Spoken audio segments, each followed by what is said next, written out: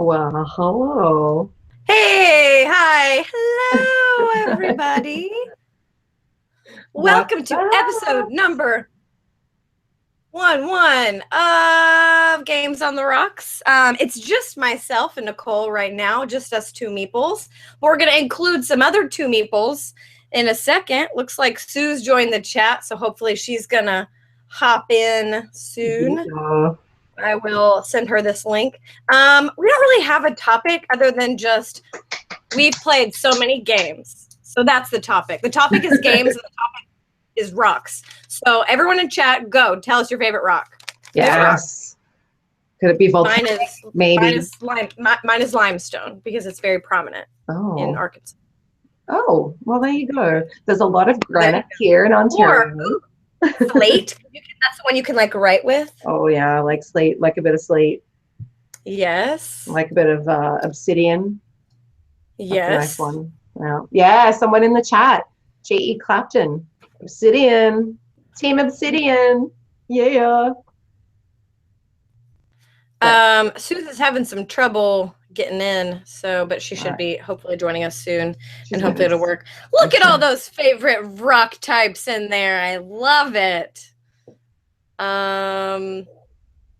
Definitely, okay. Definitely Team Obsidian. I guess I'll introduce myself. You guys don't know who the crap I am. I am Stephanie Straw. I am one of the Meeples Included. Meeples Included is a website and community talking about games and all things games with a mindfulness in inclusivity and diversity.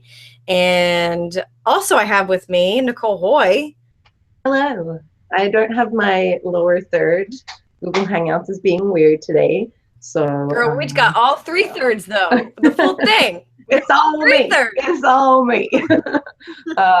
So please welcome. Be in the chat on Twitch. Please exist. Please welcome. I am a little under the weather. I'm not sure if that's obvious. Brain is not good.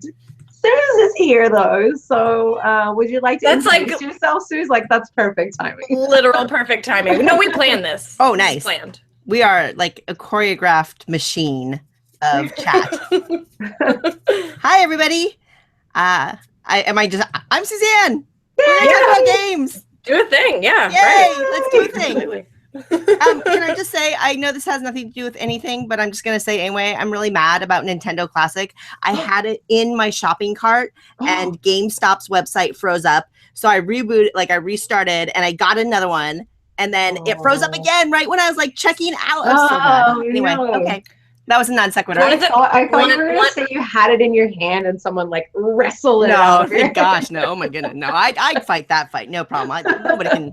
I had it in my hands. You would mess that up so good. They had it at the Target on University still, and my friend was like, "Hey, they have one here," and I was like, goodness. "Oh, whatever. I'll get it later." I didn't have time. Yeah, that was kind of where I was. Alas. Hey, everyone in the chat. Thanks for joining us. Clapton 5380 was definitely with us during our Extra Life stream, as were AR Smith 7 and Mauve Alert, and I heard Museums, Nicole. That stream was banging, y'all. Fiona joined us for a little bit. Fiona's like, I'm glad I'm a Sega chick. Oh my god. Sega! So since the show is about games and also about rocks, let's introduce, if you're watching on YouTube, that's awesome because we simulcast on YouTube and Twitch. However, everyone's on the Twitch and chat. It's 2016. Just do it. YouTube is so 2007. Just head on over to twitch.tv/meeples included. And I am going to show our drink recipe on Twitch right now. So this is a hot targy. 1 ounce of bourbon or whiskey, 1 tablespoon honey or simple syrup, 2 teaspoons fresh lemon juice or lime, whatever, like I don't care, whatever citrus. And 1/4 cup of boiling hot water from an actual desert. That part is very important. Put bourbon, honey, and lemon juice in a 6-ounce mug. You know what? Or as big a mug as you want. Top off with hot water from an actual desert and stir until honey is dissolved. Then enjoy with your favorite 2-player board game. That is a hot target. That is. And I do like the strategically placed target behind Sue's there. You're on it. And mine's over here. That wasn't on purpose, but yeah, mine's over here. So I was like, I knew Nicole said she's under the weather, and I knew that she was gonna do a hot toddy because she was like, I'm gonna do a hot toddy because I want to. So I was like, how can I need to gamify a hot toddy? And my roommate came in here. All my games are like back here and then on this side of the room. And my roommate came in, and I was just looking at all these games. I'm like, what game?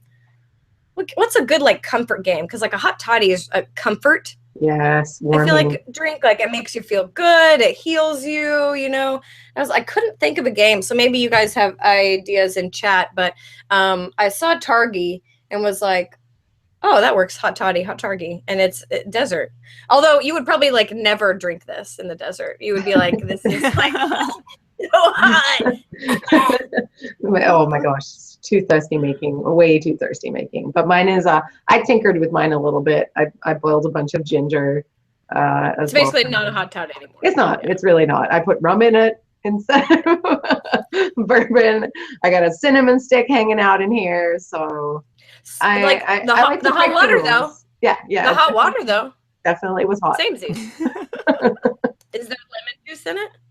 Mm-hmm. Yeah, lots of lemon juice. So much lemon juice. Perfect. Like, woo, lemony as heck. Perfect. Anthony Miller, does the desert have to be boiling or just the water? You know what? I'm going to leave that up to you. So as someone noted, yeah, Suze and I plus Mags, who may join us a little bit later, did an Extra Life marathon, 25 hours, board game, no big deal. It's like a thing. No big deal. Yeah, that we do. Here's all the games that we played. Oh my gosh. The games that are tick marked here are actually games that I played, but not on the stream. So they're games that I played this weekend, but not on the stream. So I thought you were going to say those were the ones you played with your feet. No, the ones that I played with my feet were Wiffle Bonanza and Cockroach Poker. That cockroach, and they're actually right next to each other. Excruciating to watch. I'm not gonna lie. Why was it excruciating to watch? Because like I just wanted to like reach out and help you with every card you needed to look at. Yeah. I mean, I did too. No, I had no desire to help her. It was far too amusing. Suze and someone else were like, Andrew, I think, Aaron was like, I'm just gonna push cards to you. Yeah. You'd have to look at them with your foot. And someone else was like, well, you don't have to look at them. You could just pass them. And I'm like, yeah, but come on. Like, I don't know. I reached this goal to play games with my feet for an hour. So I'm not gonna cheat that. That's right. You gotta live cheater. up. No. So it was fun. Can we talk about the business side of Extra Life a little bit quickly here? Because I know that some of the people in the chat right now actually donated to our team, and along with just like all the emotional support on the chat during the actual live stream. But I just wanted to maybe humble brag. I don't know, but we haven't even finished fundraising, right? Because we still have Stephanie's auction going that everybody should check out. Drop a link. Drop a link in the chat, Steph. That's your job. I'll do it. Doing it. I'm going to drop some stats here because so far without that, with the thanks of like so many generous people, we've raised $13,791. $13,791. We're not done yet. And that puts us as number 42 out of 5,400 teams. We are ranked number 42. That's a perfect number. Like, can we just stay 42 forever? No more. Don't raise any more money. And I mean, and with mad respect to all of our geeky friends, we are beating the Geek and Sundry team. Yeah. Geek and Sundry is number 43 and we're 42. Yes. Get out of here. And that's because of like, obviously we were happy to play games and look like goofballs for 24 hours. But obviously a lot of people donated a lot of money and helped us get there. And I just want to say thank you to everybody, not only for any financial donations, but also for the chatting and the emotional support and kind of the fun that we had in the chat, because it's a really special thing. So thank you. Well, and it's special for me because that's kind of how I got to know you all. Yeah, absolutely. Yes, it is. So I was following everybody on Twitter and they were like, we're gonna do this marathon. I'm like, that sounds amazing. And so I hopped in the chat and started to get to know people, and I have the benefit of being in the Eastern time zone. So especially in those last few hours of the marathon, I'm like wide awake, and in the chat being there is a bit of a cheerleader for everybody, and it's super, super good. So no, it was great having you. The money is great. Like it's great that we can like literally raise money for kids seriously for like research and equipment and stuff like that. But aside from that, just the fact that like we're all coming together and we all care. We care about each other. We care about kids. We care about our future. We care about board gaming and the positives that brings to the community. Like aside from the monetary stuff, just getting together and doing this thing is awesome and amazing, and is a really good like positive thing that we're doing. So aside from all that, that's awesome too. But aside from all that, it's really great. And it's actually the first time I met Suze and the first time I met MaggieBot like in person. So that's wild. Oh my gosh, you're right. I didn't think about that. Yeah, I know. Isn't that weird? We didn't know. Like I knew you. Yeah, I knew you guys online, but we all met in person. I think everyone. I think even I came for like Kyle and everybody. Yeah. I came for like the following May after that first marathon you guys did for the Mox charity event that they do. Yeah. Mm-hmm. So that was good. So the lesson is gamers are awesome.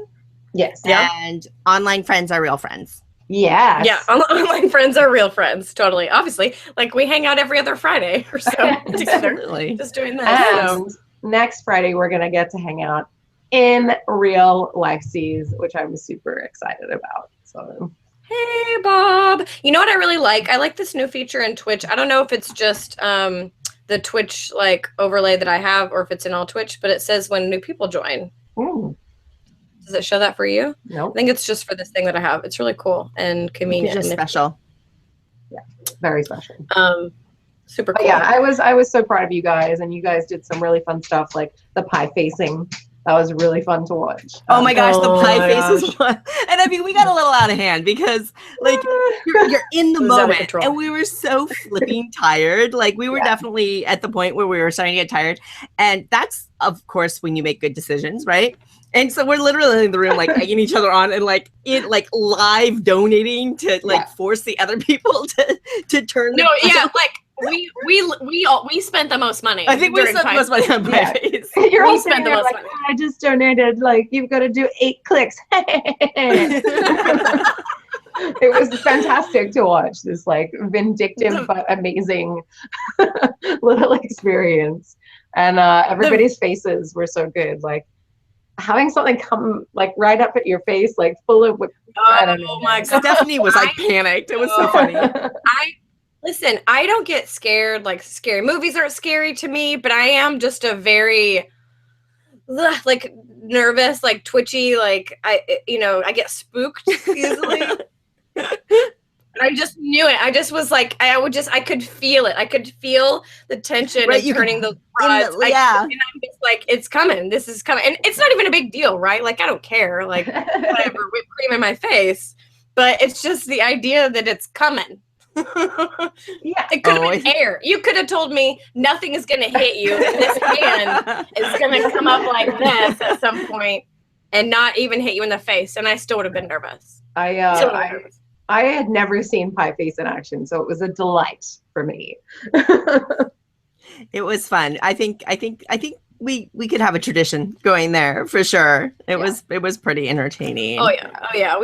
And I love that like everyone found out like basically that day except for Suze, because I put it on my donation thing and I was like, oh yeah, so we have to do this now, by the way. You're all in. Surprise! Yeah. Whether you like it or not, you're doing it. And I like how there was a member of our party that was like, I'm not going to do it. And that's totally fine. Like, I respect that. We're not going to force somebody to take a, face full of whipped cream. But we're going to force someone to take a face full well, of whipped cream. we will encourage them. But we got into it, and then they're like, you get into it, and the energy starts to lift up, and everybody's having fun, and they're like, all right, I'll do it. Like, yeah, you will. Right? Everybody wants the pie in the face.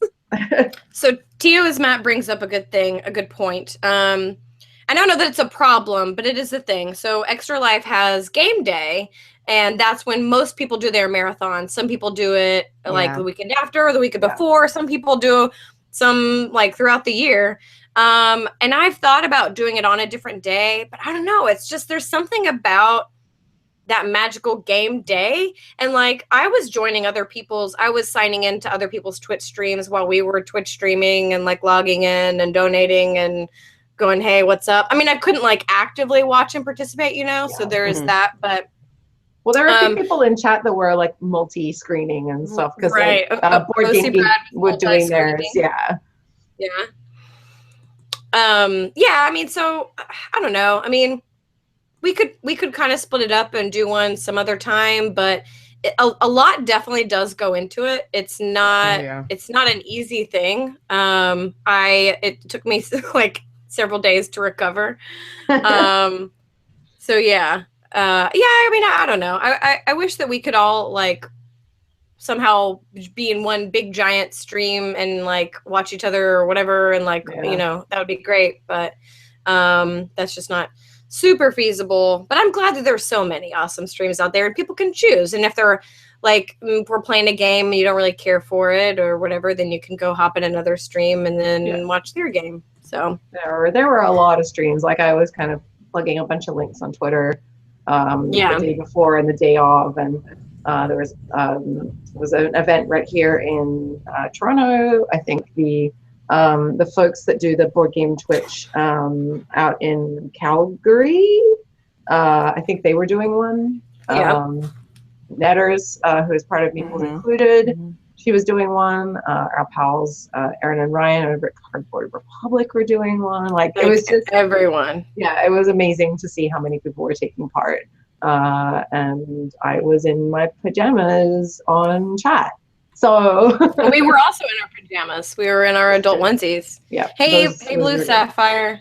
Bob brings up a good thing. So maybe if someone did a best of compilation the week after, that would be awesome. So the archives, we did have some technical issues. So the archives are like kind of wonky. They're separated into like 4 different streams or something on twitch.tv/Card Kingdom. But if you want to go check them out, like you can watch all of them right now. They'll only be archived for a little bit though, unless we do something with them. So we might need to do something with them and break them up. And yeah, Bob said, if you know anyone that loves editing for free, yeah, I mean, if anyone wants to do that, that would be awesome. But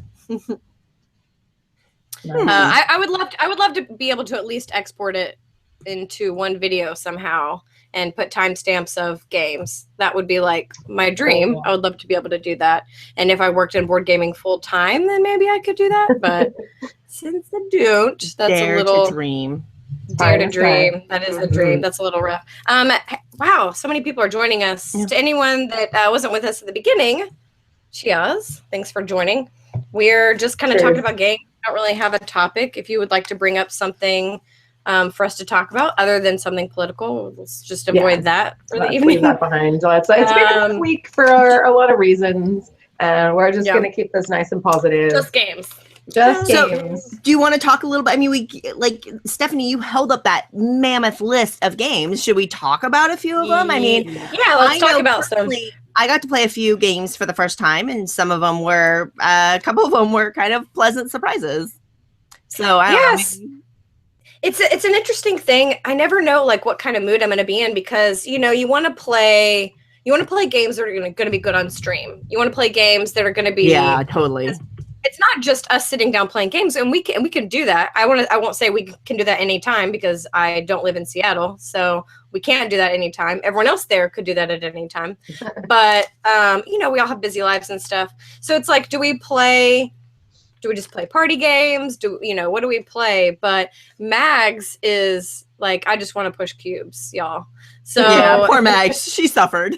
Bless her so heart. we have a She was good, I know, desperate. but she brings in that, like, I think she kind of forces us to go, okay, no, we're playing, like we're playing Medici. I mean, she would have been down to play Arkwright, Yeah. I mean, I was ready to play Guilds of London, but it's like, does anyone want to teach that? And will that take too long and stuff like that? So those are things that we consider. Man, I got to play so many games for the first time. I'm just going to read down the list, and then chat, feel free to like tell us more about that opinions or whatever. Cool. Yeah, totally. Yeah, give us a shout. Yeah, so we played, this is not in order of when we played them because I thought of a couple later and like added them in, but Gravwell, Hamster Roll, Eric Portney, Elaki, if Elaki's in the chat, came down and brought that, and we played that. That was fun. Flow of History, Maskman, Broom Service the card game, Potion Explosion, Medici Team Play, Mask of Anubis, Junk Art, Happy Salmon, Werfel Bonanza, Cockroach Poker, The Game, Holmes, Sherlock and Mycroft, Codenames, Bucket King 3D, Villages of Valeria, Pod X, Curse You Robin Hood, Six Nimpt, Anomia, Pie Face, Capital Lux, Walk the Dog, Bloody Inn, Eggs of Ostrich. Walk the dogs.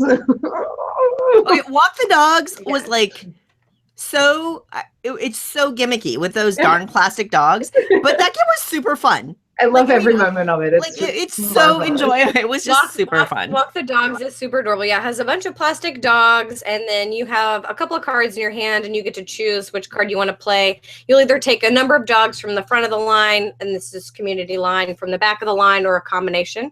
And then you can put them in your own little dog line, and you get points for having the same type of dog, in multiple like consecutive instances. So if you have like 3 poodles, then you'll get more points than having just 2 poodles.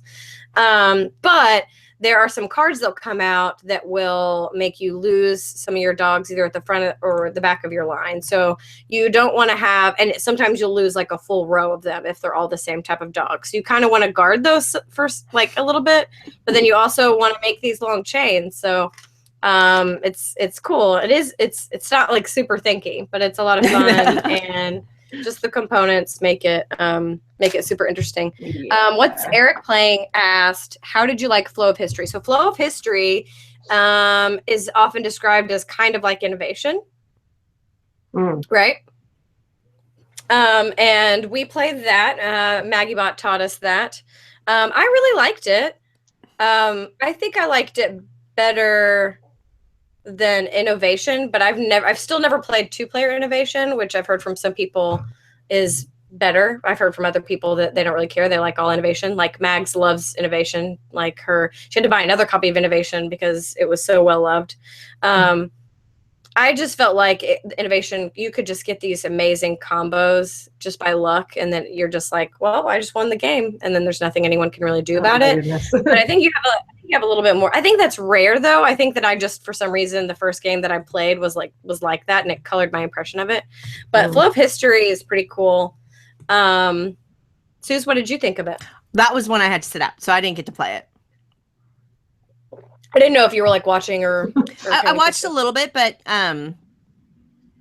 it's one of those games that, like, if you can't, and that's definitely, like, we talked about this, and this is kind of a tangent, but we definitely have ideas and thoughts on like things that we want to improve on next year for any kind of live stream. We had such a great time, and we felt, I think all of us felt really good about the stream, but there was like some technical things that we wanted to improve on. And one of them is like the overhead camera. It was unfortunately the way the light was, it was just impossible to see the actual content of any cards, and it made it hard to follow along. And so that was kind of the situation I was in, short of like hovering over you guys while you're playing. It's just, Flow of History is one of those games you can't follow along remotely. Like it was just, I was, too far away from the table, couldn't really see, but I personally really like multi-use cards in games, just in general, and hand management in general. So it's definitely one, after hearing all the comments and kind of, loosely observing you guys play, it's one I really want to try. So, I mean, maybe if somebody wants to give it another dig, we can try it at BGG Con or something like that. But, it seemed interesting, yeah. I would play it again. I don't think there's not a game on here or a game that we played. Part of that might be because the company, right? Sure. But there's not a game on here that I wouldn't play again. Not a single one. Yeah, I'm looking at the list. I'm like, this is a good list. A good list of games. I am very inspired to try Bucket King 3D. Bucket King 3D is amazing. I love that game so much. I missed the whole part of it because I think it happened while I was sleeping. Oh, yeah. Y'all were like rattling off games at the end of the stream, and I was like, "What's Bucket King? Oh my god!" So Bucket King is this game. We all built these pyramids. We had that had different colors in them, 2 of each color, I think, and then we had a hand of cards, and it's kind of trick taking. Someone lays down, and you've got to lay down like a higher number of that same color, and there's a little bit some wild cards. So like if I lay down like a green 5, then someone else. It's a ladder game, right? Yeah, ladders. They've got to like meet or beat that. But there's some wild cards that could kind of help you doing that. Well, if you can't beat it, then you have to knock off one of that color of buckets out of your pyramid, and like good luck if it's at the bottom. So it's definitely it's not like super heavy, obviously, because if you just happen to have both of those colors at the bottom and someone lays down that card, then it's like, well, boop, that's gone and super fun. That's true, but there is strategy in because you build your pyramid after you look at your hand. So once you understand how the game works, you do learn like, but you draw cards. Totally. So it's very true. It totally changes because I built my pyramid to be very strategic for my starting hand. Yeah, it was totally irrelevant after that. Yeah, fair enough. So, but yeah, there was some strategery for sure. But it was a lot of fun. So once 2 people have their pyramids fully knocked down, then the game ends, and whoever has the most buckets still in their pyramid wins. Oh my gosh, that's on my list for BGG Con to play. Ridiculous. We'll play that anytime. It is ridiculous. And it's got the Jolly Thinker art because, well, at least the edition I have is like from Jolly Thinker, and so it has those stupid, adorable. Like angry, like they do pick a seal, pick a pig, pick a dog, and so they have those angry little animals, and like all the cards are different, and there's like, yeah, it's hilarious. Anyway. I love all of those pick a games so much. Yeah, it's that Jolly Thinker aesthetic. It's ridiculous, and it's so charming. So man, it works. Marveler says the sequel to Bucket King is Bucket Constitutional Monarchy. I know, I love it. It's so funny. That could be a very different game. They've got like a whole list of like they've got the whole Bucket King series outlined here. It's awesome in the chat. I think they do. Oh my gosh. So obviously I'd played Wurfel Bonanza a million times, but I always loved playing Wurfel Bonanza. But I had to play it with my feet, so that was different, fun and different. I challenge you, if you feel like a game has run its course for you and you just can't like this, I like this game, but it's just not. Just change it up. Quite doing it for me. Just do? Change it up. Just play with your feet. Just play with your feet. That's good. I will point out, like, there was some concern in the chat, like people who came in late, like later as we were already underway or things like that, and like confused on what's going on. And I want to point out, Stephanie made a very conscientious effort. She like washed her feet before we started playing. I did. I washed my feet. They were very clean. Then I walked to the chair and had paper towel with soap on it to wash my feet again once I sat in my chair, and to keep that like near me, and would like wipe off my feet every now and then. Plus it's my copy of the game. Totally clean. Like definitely auction that off for lots of people's money. hands are probably dirtier than my feet. Yeah, probably. Yeah, probably. So, one of the games that kind of took me by surprise that I didn't think I would enjoy, like I've been hearing about for the past year or so since it released, and I was like, okay, whatever. Is The Bloody Inn, right? And I know about the game. Like I thought the art style was kind of cool, but I was like, it's not enough. That I don't, the theme doesn't do anything for me and whatever. Like it was super fun. As you have like you're building up. I guess it's tableau building, and I don't know what the core mechanisms really would be. Partly because I'm tired, but you get these guests that visit the hotel, and you all have kind of the rooms that you're managing, and then you get to like decide to like, oh, I'm just gonna kill them. But then, like, if you kill them, then you just have a body in your yard, right? And so then you have to bury them, but you have to have like mausoleums to bury them in. So you have to build these mausoleums, and then you have to like decide if you're going to bribe people, and then there's cops that'll investigate. And you can bury them in someone else's. Right, I'm gonna go over. Oh shoot, I have this darn dead body in my way. Oh, Stephanie, I saw her building a mausoleum yesterday. I'm gonna go dump my body with her. Nobody dumped their bodies in and mine. then you're looting bodies. And like, I don't know if that sounds fun to anybody. It didn't sound fun to me when I was doing it, but awful. It was so much fun. And again, I don't know how much of that was group and mood and things like that. But I I might pick that one up. It played differently. I don't know. Can you think, Stephanie or Nicole, have you played it? I haven't. No, I do want to try it. Yeah, Stephanie, can you think of a game like it that you've played, like a game that you would kind of draw an analogy to? I don't know. Let's see. So you're drawing workers into your hand, and then. But you can do different things with them, right? And then and then you have to pay for your workers, and then. Somebody says in the chat they like it better than Bruges. Well, I don't know if it's like Bruges. Whoa. Oh, you're gonna get some sass from Stephanie. Who said that? The Angry Scooter. Bloody Inn to me is a more fun Bruges. I'm just gonna step back now. I didn't say it. Thank you know what? That's fine. You know what? That's fine. That's fine. That's fine. It's see like no, 100%. No, 100%. 100%, that's fine. I like Bruges, but actually, okay, that's a decent comparison.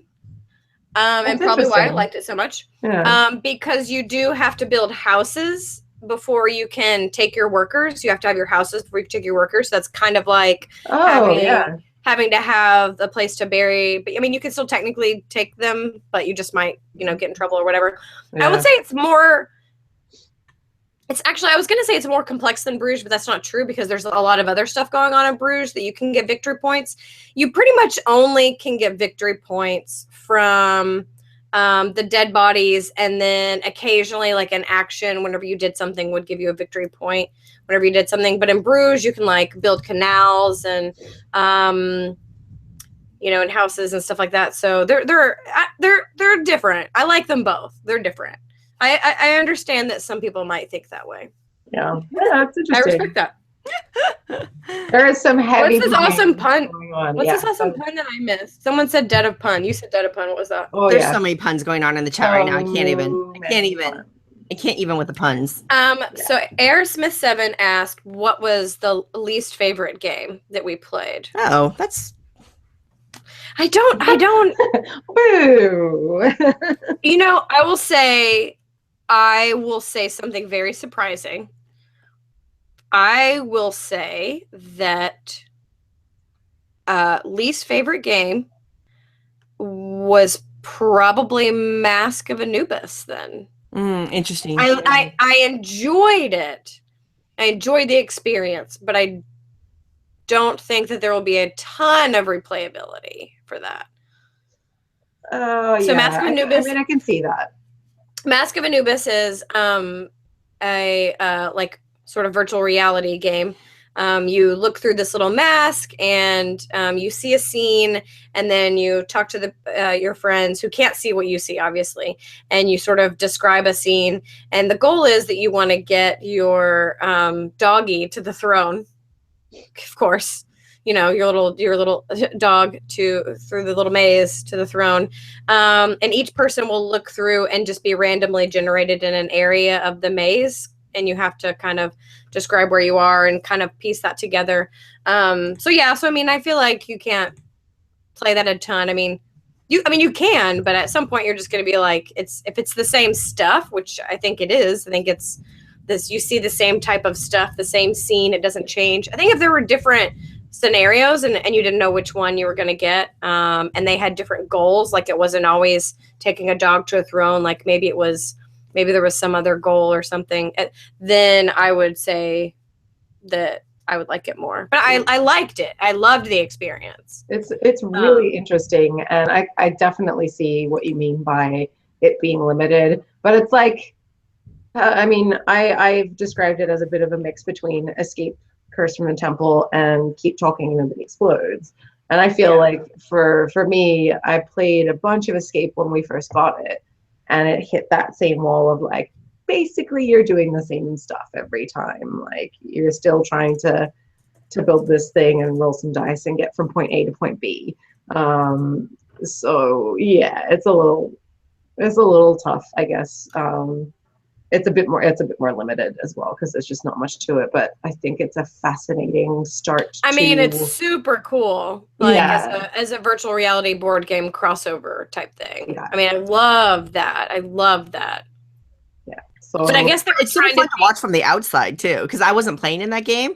But I was entertained just watching you guys. It is really fun. Right? I was saying that earlier today. I was on a stream hosted by To Die For Games, and we were talking about this. And I was saying like it's super fun to play, but it's also very, very fun to watch people playing it. If you have played it already, because you're like, oh no, describe it this way. No, oh my gosh.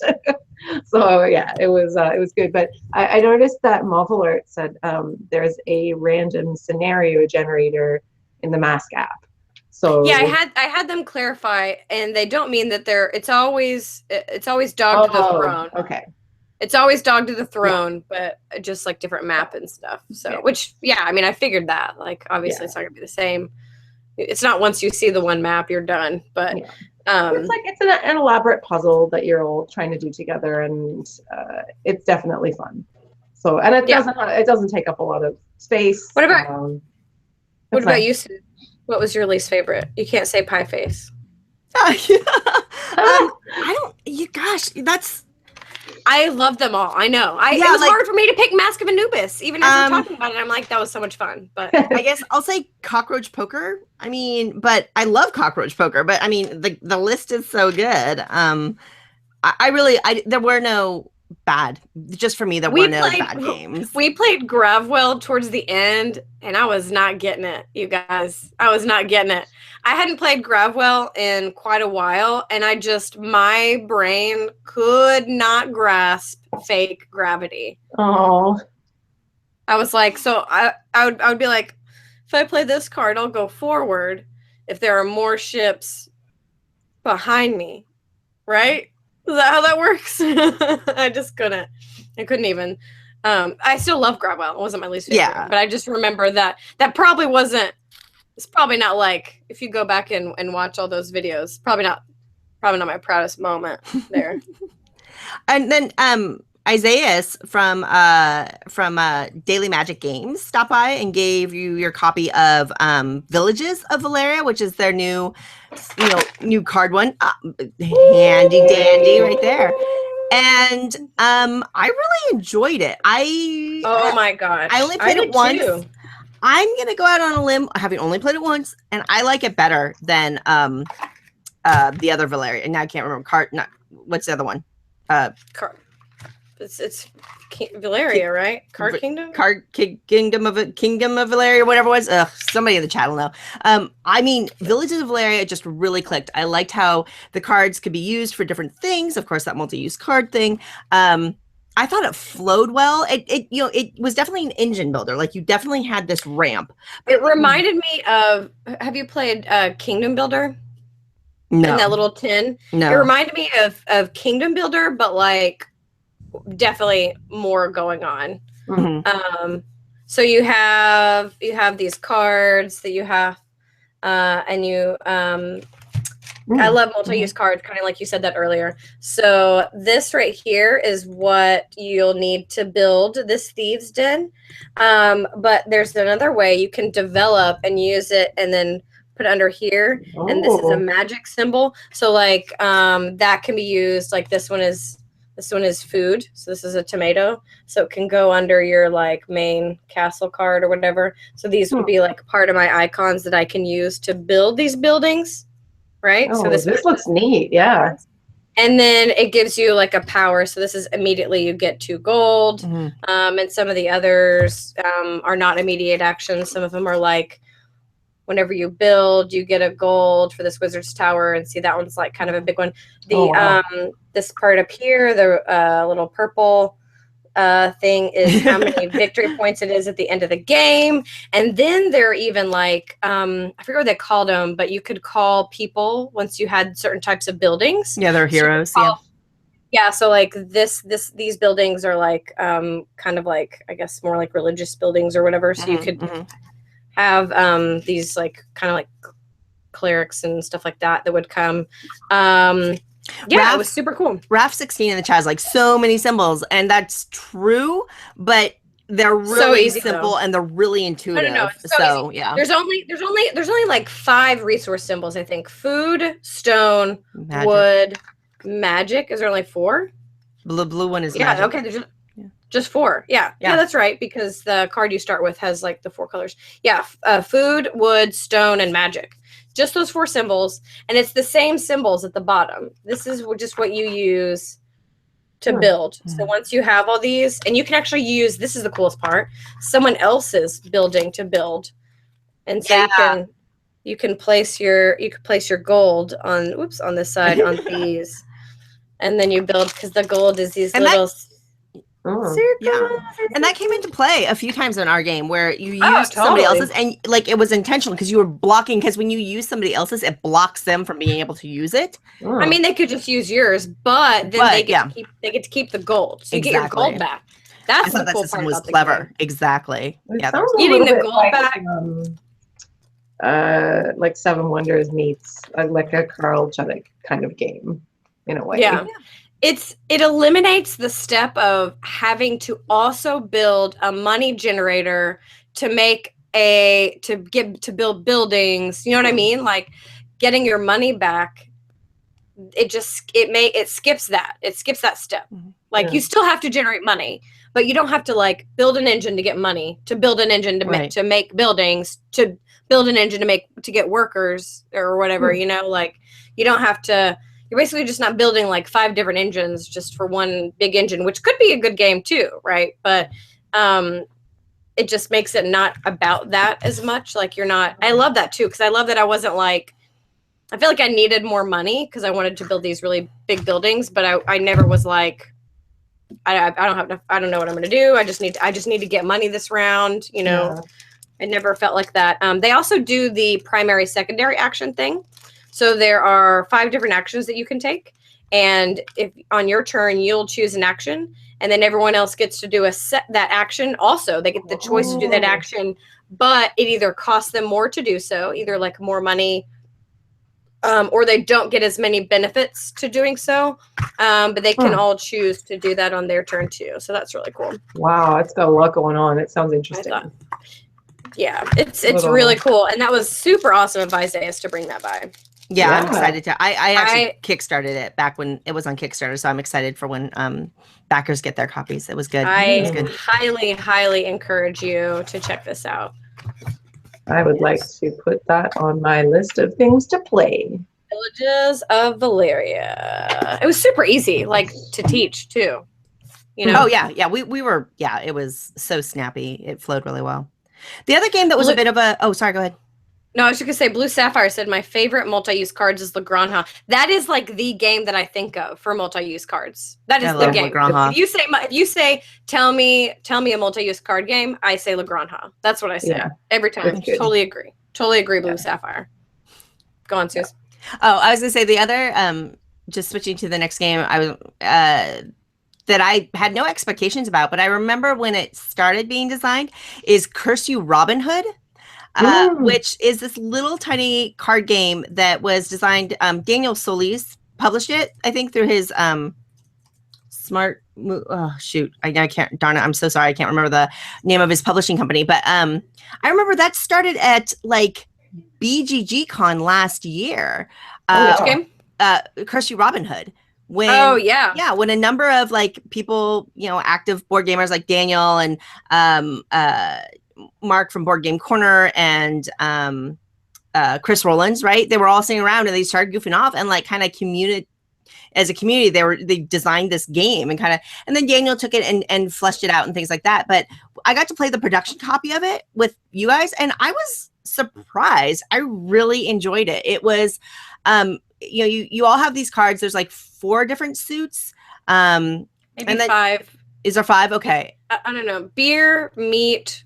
Was there like cloth or something? Yeah. Was green. Yeah.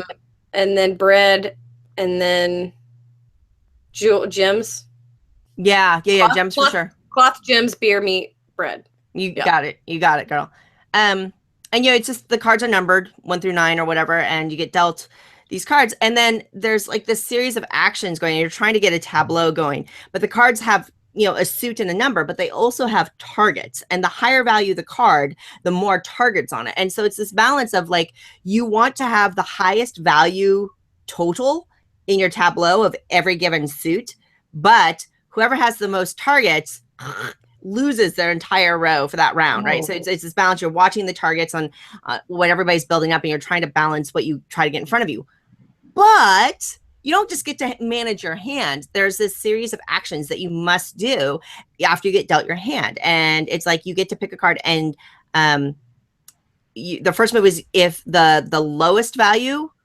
First move is same numbers. Same numbers, right? So if you have the same number, if you reveal the same number, then you have to exchange them around the table. So, and all that does is move suits around, but right, suits really impacts what your tableau looks like. And then it is high and low exchange. So the highest value card and the lowest value card, those two cards get exchanged. And then I think because we had a odd number players, right? And then there's the what's that character? It's always anything that's left over is then exchanged with. There's a community pile in the middle that always has 3. Mm-hmm. So you would, starting with the highest value card, exchange from there, and then go down from there. But yeah, there's a like a random character put in that has different powers, which is what you were going to talk about. No, exactly right. And so you have this character with random powers, and I mean, there's a lot of them in that deck actually. And it felt at my first playthrough, like the first few hands, I was like, I don't get it. And like, it felt really, really random. But then once you started getting into it, you started to see you're watching what everybody else has. So you're calculating the probability of somebody playing the card in a given hand. And then you can predict. You're like, okay, I have to get rid of this meat because I have too many targets and things like that. So you can really calculate and kind of guess. I mean, there's a lot of luck involved as well, but it was really enjoyable. I am definitely going to pick that one up. It was a great experience, light and quick, but it had just enough thoughtfulness in the gameplay that it didn't feel like a throwaway game. So that was Curse You Robin Hood. That's available on print on demand that you can buy online, and the art is great. Like the cards are beautiful and things like that too. So it's a nice quality product and it's a fun game. And I'm gonna grab that one. That was a good game experience. Yeah, I played that one. Was that you? No, Chris Rollins brought that. I played that at Unpub in a very slightly previous version of the one that we played. So W. Eric Martin is challenging me to play Innovation and is going to bring it to BGG Con because he's hating that I'm hating. I'm not really hating though. A lot of people love Innovation. It's been a long time. I would love to play it again. I will play it with you. Seeing as BGG Con has been brought up, perhaps we should start chatting about that because that's coming up next week. It is. I think that many of you in chat are joining BGG Con next week. So we will be there. I'm getting in late Wednesday night. Nicole, you're getting in Tuesday. I will be there from Tuesday afternoon. And then Suze. Yeah, Tuesday evening. I come in Tuesday evening. Because you're both cooler than me. So cool. Oh. And this is, correct me if I'm wrong, I feel like I'm speaking kind of for all of us. This is our hangout con. Yeah. This is like, out of all of the cons, I don't know. You might get to really hang out at Dice Tower, though, Suze. Out of all the cons, this is the one con that I feel like I can actually just really hang out and not work as much. So. Yeah.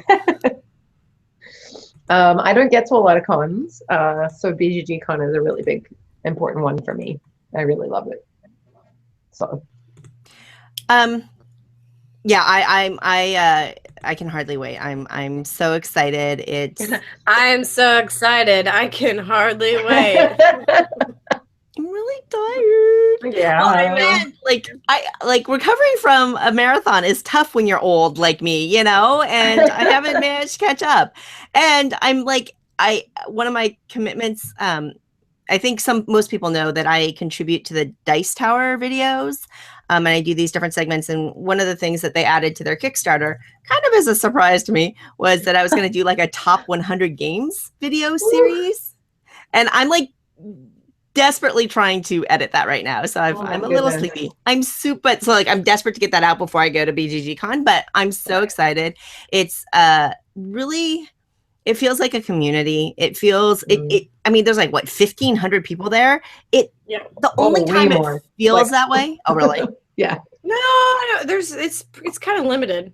I think Oldie was saying it is close to 3,000. It's like 28 or 2,900 attendees. Wow. Okay. I didn't know that. Yeah. But you know, the only time it ever really feels like that is 2,300. 2,300. So you were both. Okay. It split the difference. Yeah, so. split the difference. Wow. But it will be even bigger. In what? When are we moving to the new hotel? There's like extra. 2019. Yeah, so it'll be even bigger then.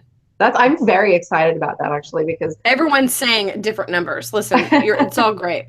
I'm believing Oldie. He was chatting with Rich Summer on the Cardboard Cast and saying it was about like 2,900. So I'm gonna. Who's Aldi? What does this Aldi know? This Aldi sounds suspicious to me. I don't. But 2019. W. Eric Martin says it is. He says it is close to 3,000 this year, but it's in the past been 2,300.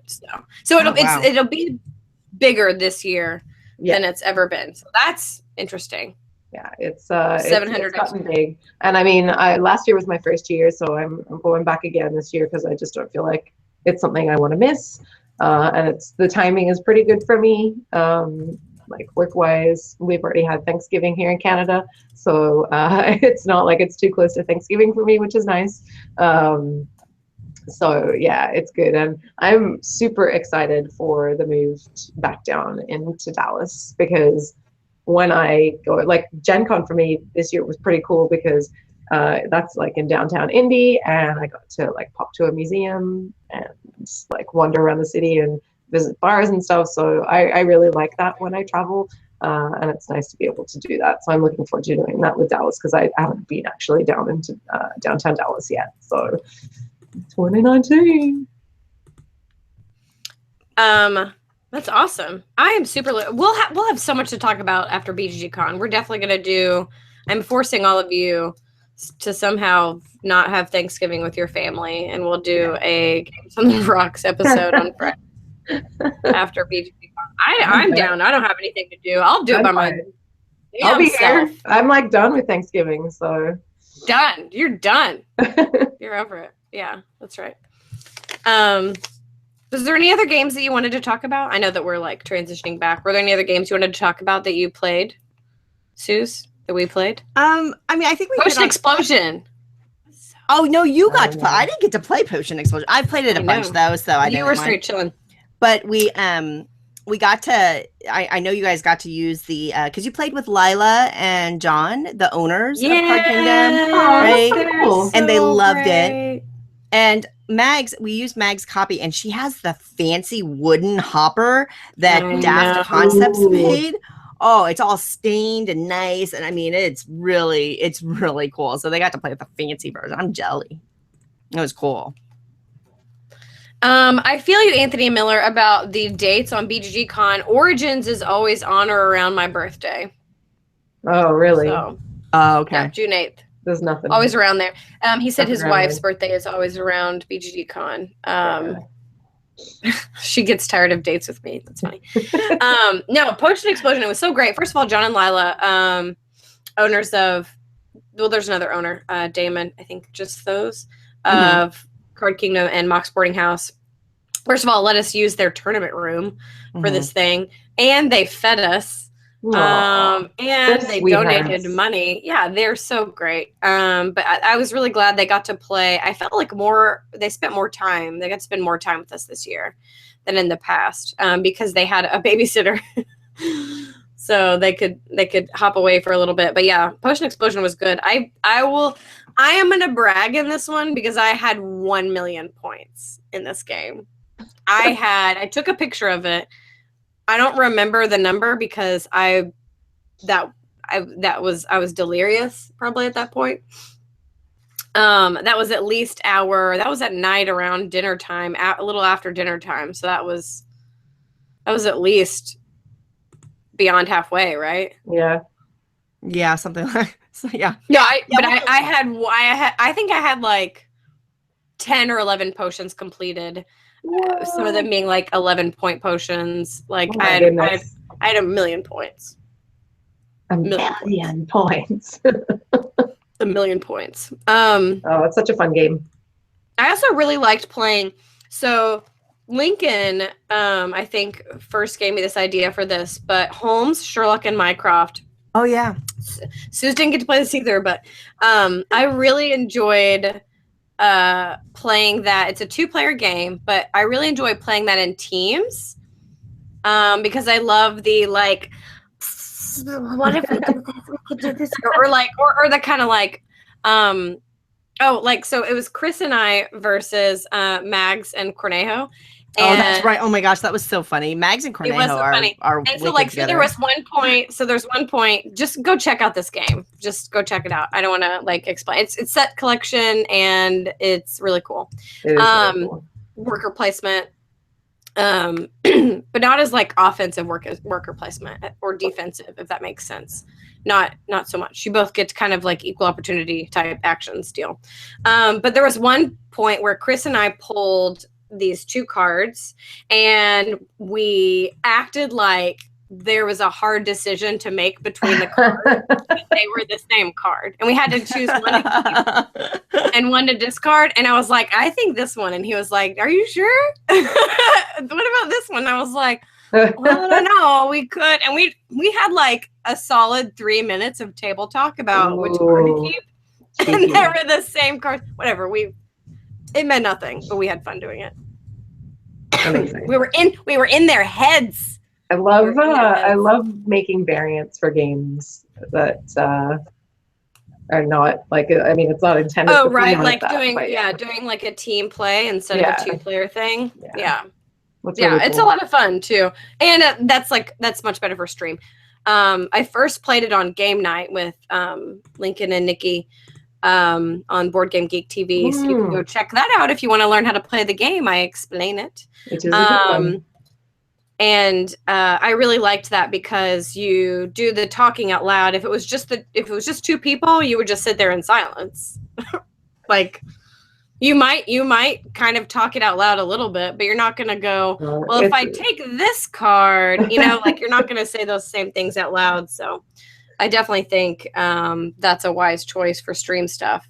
But I think also I would just like to do that in general. Like I think playing that game as teams would be fun. Yeah. Like don't discount your 2-player games if you have 4 people, is what I'm saying, because maybe try them in teams. Yeah. It's interesting. I think Sherlock is especially suited for that, but I think that's a really great point. I don't think they all will. Yeah, no, I think it's a great point. Yeah. Like Patchwork, probably not as much. Right. You know what I mean? Akrotiri though. Maybe. Yeah, and they discussed making it a like up to 4-player game. Yeah, you can, like if you have extra, but it wouldn't be teams then, it would still be all competitive. That's a great 2-player game, that one. Yeah. Chat, have you been playing anything fun lately? Tell us. Words to Live By Stephanie Straw. Yeah, we should have like a Meeples closing thoughts by Meeples included. Is that like shower thoughts or like exactly? Yeah. Your thoughts.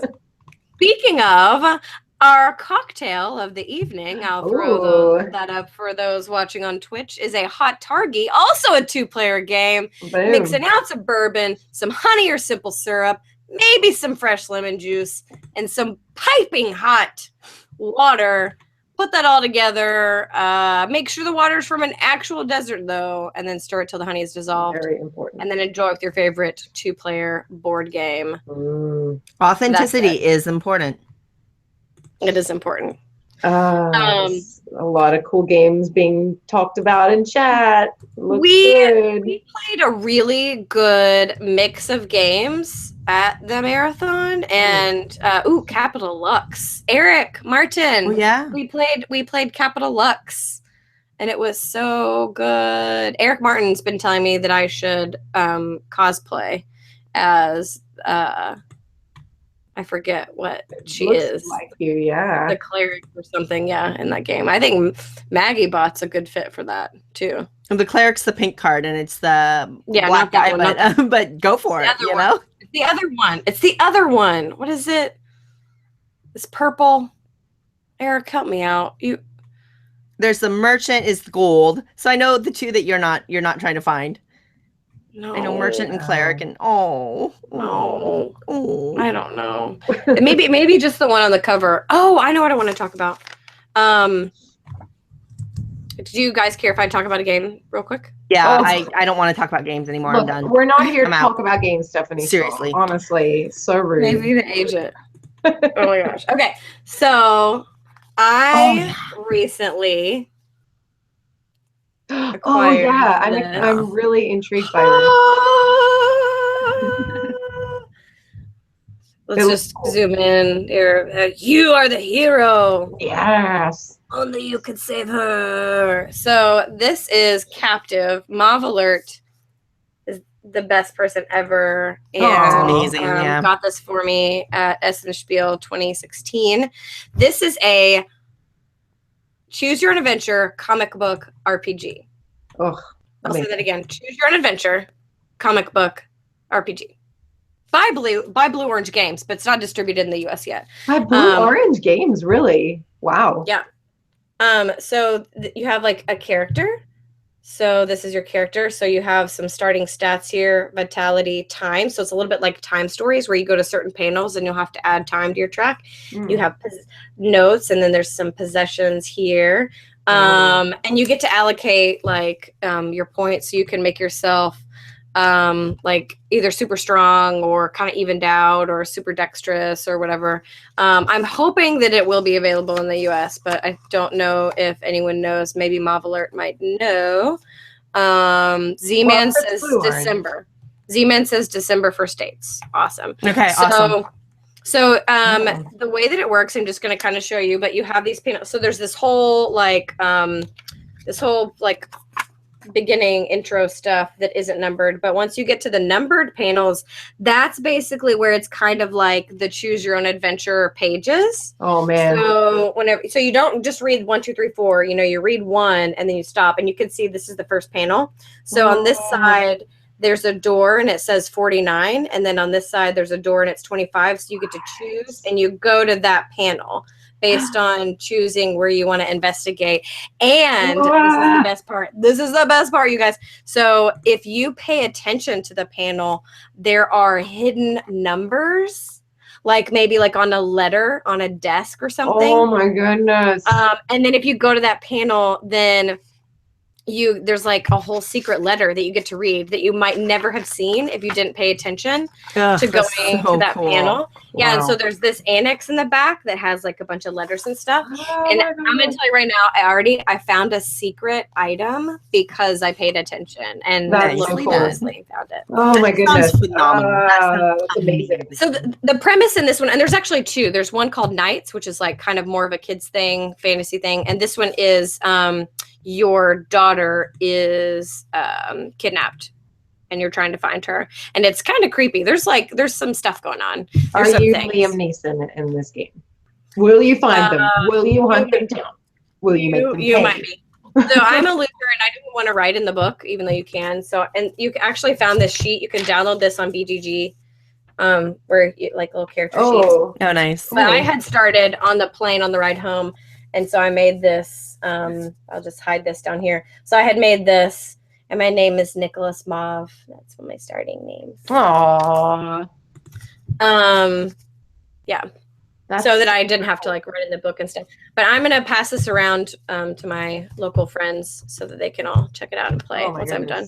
That's amazing. Such a cool idea. I can't. Yeah, if it's coming out in December, I'm insta buy. I mean, insta buy. like That's a lot of cool stuff. I might buy like 10 because this is the perfect gift for people. Totally.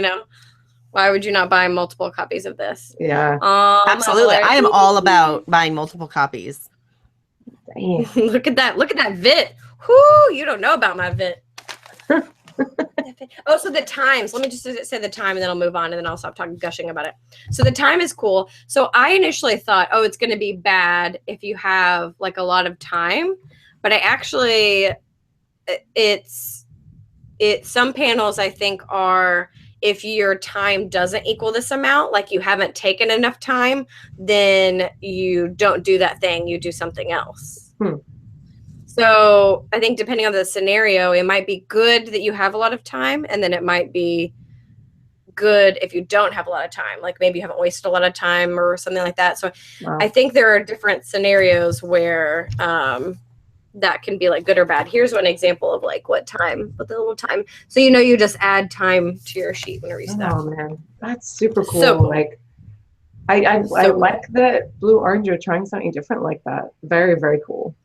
Blue Orange is, they're just like, what are they doing? What are they doing? Spot It, New York 90210. What are they doing? I don't know what they're doing. Well, and I love that I guess, I don't know what their organization is, how it's built, but like they produce amazing production quality games that are really inexpensive at MSRP. And that's I love that. And I mean, you look at their games and typically the type of games that they're working in, right? And they're all lighter weight, or what we might call it like gateway games and things like that. But I love that.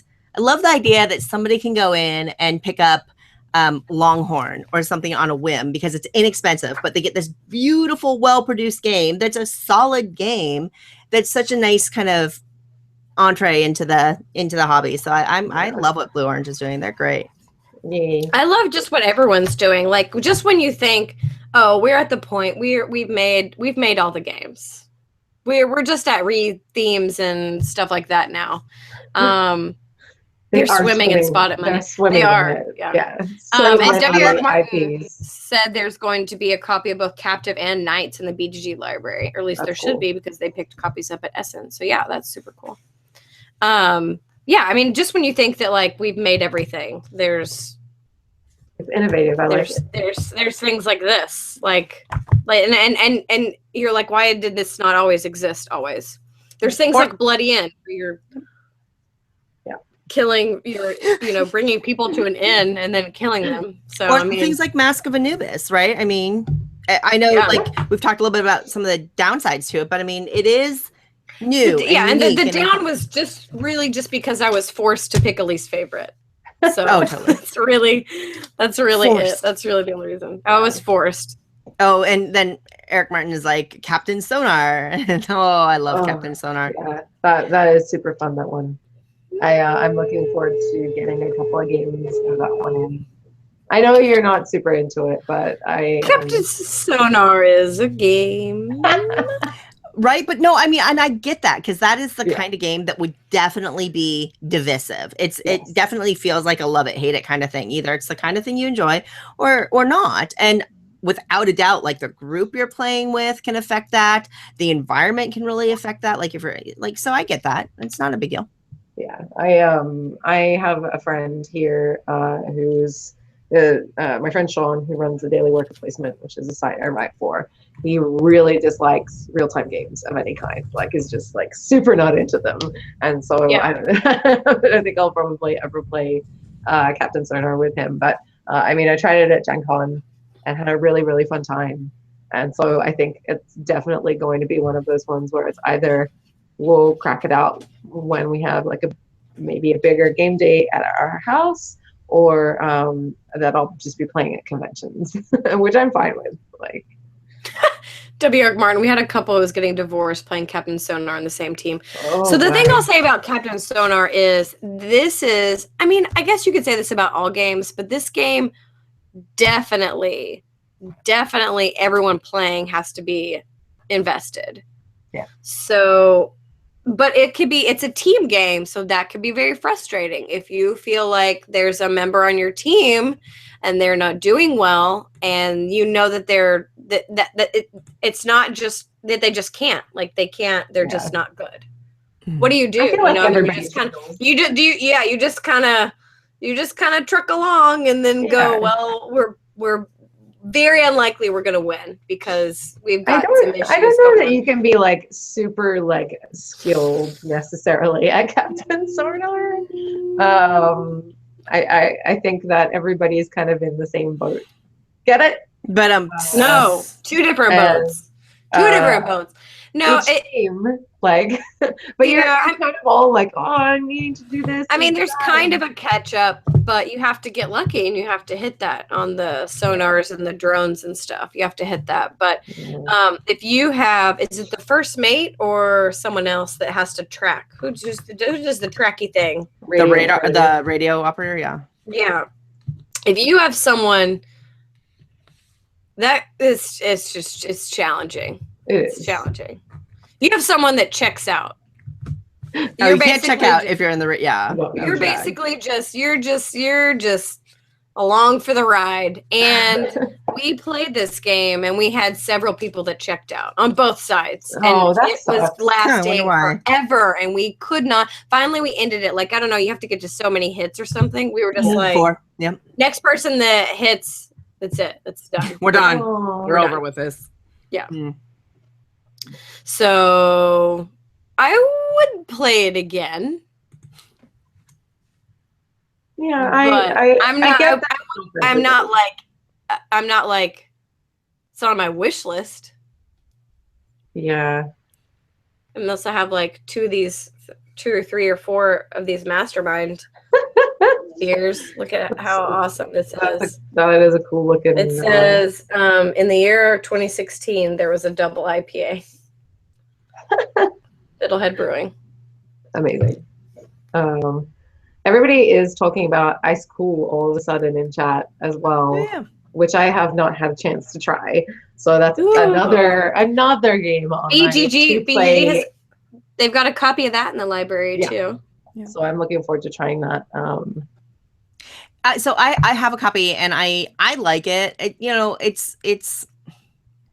It's fun. It's quirky because certainly the way the penguins are weighted, as you can flick them around, like they can do these turns and you can learn how to jump them over walls and things like that. And I think that that's really good. But it felt a little. My finger hurt. Aimless. Well, my finger hurt. Actually, that's a really good point. It didn't feel good after all, but like it just felt a little aimless. Like you're racing around, you have these cards and things like that, and that's all great. And it is fun. It's entertaining, but like I prefer dexterity games. Like I don't think it was aimless. Well, not aimless, but like you're racing around, and I mean it's really simple. And I mean I think it's Max is here. Hi, Max. Maybe a little. Sort of. Keep talking. We'll just when she jumps in, we'll give her a talking second. And Maggie. Love that photo though. Yeah. Oh, look at her. There she is. Ooh, hello. Hey. Hi. I literally just walked home. Hi. Oh, I'm so excited. Maggie bot. Are we losing voices? No. It was a very long going away party for some coworkers that had been working there since I started, like before that. Oh, that's right. Yeah. So, hi. Trashorama. I totally want to start singing Hey Ya whenever I play Ice School. Is Sarah here? Trashorama. Sorry, I'm literally just like loading up Twitch and stuff. Hi, how are you? Yeah, you're good. For those that don't know, this is Marguerite Cottrell. Yeah. Everybody just joined us. A wild Maggie bot appears. She is super effective. And Jack Clapton is here, so that's all we wanted, right? I know. Oh, Jack Clapton. Do y'all remember Jack Clapton from lovely... Oh, I remember Jack Clapton. Oh, yeah. I had the pleasure of speaking with his real name and everything on Facebook, but Jack Clapton will forever be in my heart. Oh, no, I'm like always calling him Jack Clapton. Forever. That's their name now. They have no other name. Like that's the moniker. It's locked and loaded. Nice. Yeah, for Evs. So I assume you guys talked about all the cool things. We did. Yeah, we did. I showed them literally talking about Ice Cool right now. So I showed them this list. This is our glorious marathon list. But go ahead. Oh, I was gonna say I played almost as many games that day that I did in March. They're always like you play big games. I mean, well, that's the difference, right? Is like a regular played game is 2-3 hours or so plus learning, and those games were like 30-40 minutes, but still still. Yeah, that's a solid amount of gaming. Let's let you say, what's your favorite game played during the marathon, and then what is your least favorite game? And here I'll show the list if this helps you. If you want to lock it on, and this helps you look at all. So the ones that are tick marked are ones that I played like that weekend, but outside of the stream. So I would say my favorite game that we played on stream was Medici. I think it's just a super chill game, and it's easy to teach, and everyone like has a good time playing it. And my least favorite, it was good. My least favorite was the Homes in Minecraft. Oh man, I think it's the game I would least likely go and play again. Interesting. I'm not counting Happy Salmon. Yeah.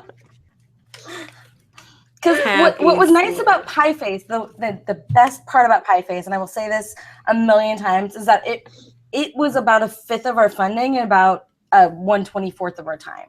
Yeah. So Yeah. Pie Face It's very has mathy. a special place in my heart now. Wow.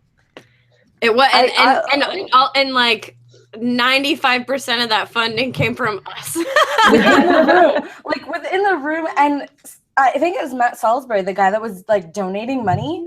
He had a great idea. He was like, you should just walk through the store and like ask if this guy would like to see his friend hit in the face of the pie, and then like sign him up. Yeah, totally. I do think that we should do more of that stuff next year for sure. I think so too. And I think there's non-Extra Life days that have that possibility as well, that we could build up a big something about. Because just to have a whole everyone pie face thing. right, and everyone that's watching, like Steph pays for that out of pocket to fly to Seattle to be with us. Mhm. And it's amazing. But not every charity thing you do should cost you a lot of money. Like that's Right. Yeah. the end all be all. And a lot of what you do stuff, like throughout the year, even going to nationals and stuff for Extra Life, that takes you time and it takes you money. That's a huge investment.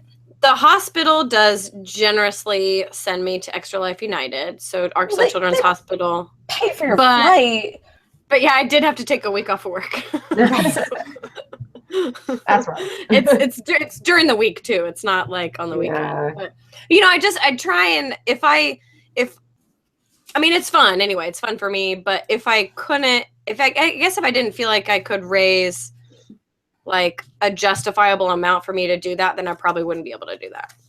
So it's because the donors are so awesome and we raise so much money that I'm like, this is worth it and I can do this. And I feel confident investing my money in doing this, hoping that the return on that, like, it doesn't go to me, but I mean, like, will go to the kids. Right. So. Well, and someone that's in the why I chat was don't saying, just straight "Happy up Salmon donate." with your feet," and I'm like, that is the exact type of stuff that I would leverage money to do. Like play Happy Salmon with my feet. I would do it for enough And dollars. you would to hate charity. it. I would hate every second of it, and they would love how much I hated it. Oh my gosh.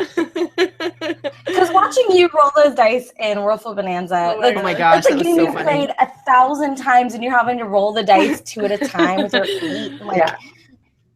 those are rolled, and I could not Those have are picked a more balls. perfect game for that scenario, really. I don't know what other game. No other game. First of all, like a lot of the other games were not mine. So I don't know. The cockroach pecker was also pretty damn funny. Oh that my was so gosh. good. That was And amusing. it was really great that it came down to it either being me or Chris Rowland too. Did you win it? No, I was the That's only Die. loser. Yeah. Oh. I was the only loser. Oh, wow. Yeah, it was either me or Chris, and it was the bat, and That's hilarious.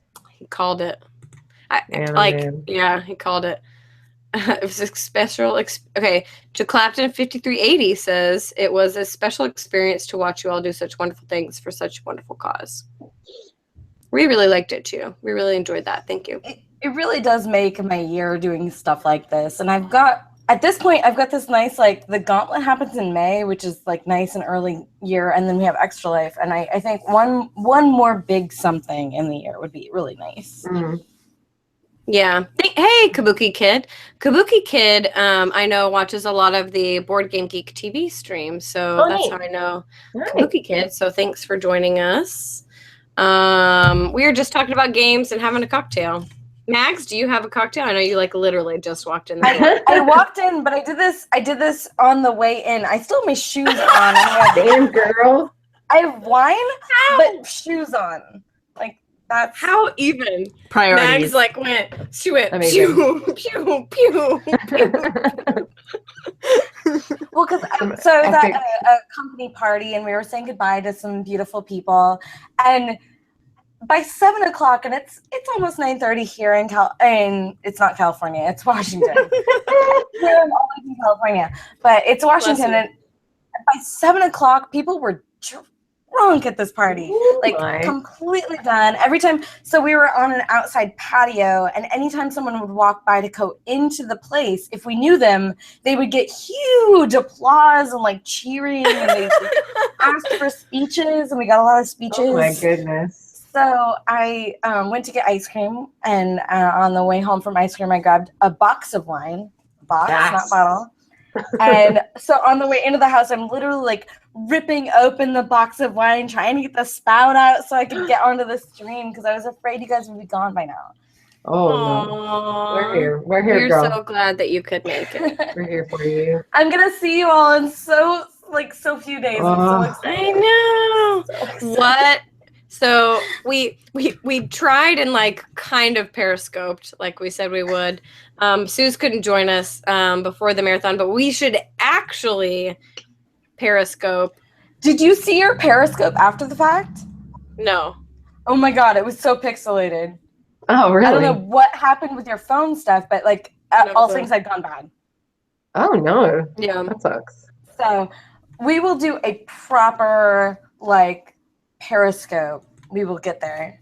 Proper. I don't know You why. are proper. And We're gonna hey, make I it have happen. a stream. I have a stream at my hands now. So anyone going to BGGCon, the Spielathon has changed their format this year. Mm-hmm. So if any of you guys don't know the Spiel, it's run by these two amazing guys, and they're co-sponsored by 1 million people, and it is all for charity. They make little like donation boxes that go out to hospitals, and they go out to lots of different places of like games and fun things. So the Spielathon happens at BGGCon every year, and this year it is Friday from 1 p.m. to 4 p.m. And instead of having a team and like kind of a structured thing, you can just go anytime between 1 and 4, and every game you play, you donate $3 to their foundation. And anyone that wants to can record their scores and then compete for prizes at the end of that. But I just wanted to mention that is happening. It's Friday from 1 to 4. It is called the Spielathon. It's in Innovation Ballroom at BGGCon. I'm looking forward to it. I think it'll be fun. I took part in the Spielathon last year. Me which too. Was, it was like a trivia-based kind of thing. And we did terribly, but it was super fun. So I was That's a what it's all spot filler. about. Someone dropped out, so I jumped into Chris Sislak's team with some awesome people, and we did okay. We came in like just below wherever you were in the finals. I think it was third, where the top two teams went against each other. Yeah. So we came in third. That's cool. So it's pretty amazing whenever I've been to so many BGG cons, and I'm constantly learning about these things that are there like every year that I haven't done yet. So there's so many options and things for you to do at these conventions. I mean,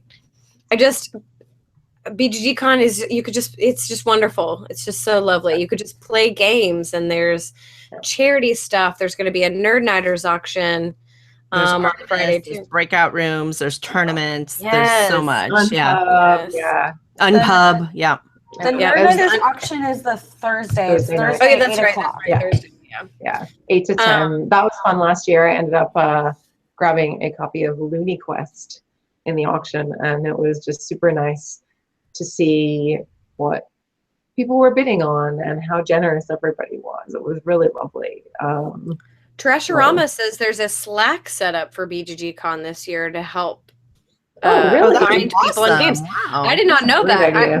I am on my local friends, and I have our own BGG Con Slack, Mm.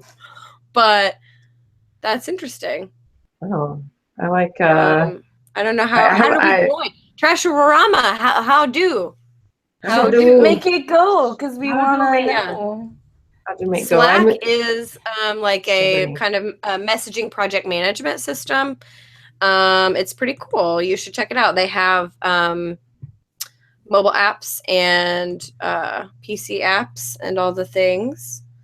Yeah, it's a chat, but also project management, I think. I mean, you can do different channels. You can have different people in each channel. You can opt out of a channel. You can There's mute a lots of- channel. There's You don't lots want of to integration of stuff as well, like Google Docs. And, post jiffies in it. There's their own The emoji. GIF integration. The GIF Oh, integration it's- to Slack. It's Yeah. the best. and also, if you're a Slack user out there and you haven't integrated Party Parrot emoji responses, get on top of that now, please. Just Google Party Parrot. It'll come up. You can download a zip of these like little animated like dancing parrots, and there's all sorts of kinds of them. And it is literally the best thing ever on top of being able to have GIFs in Slack. You're welcome. So Blue It's okay. Sapphire says Slack doxes its users. I don't know how they do that. Really?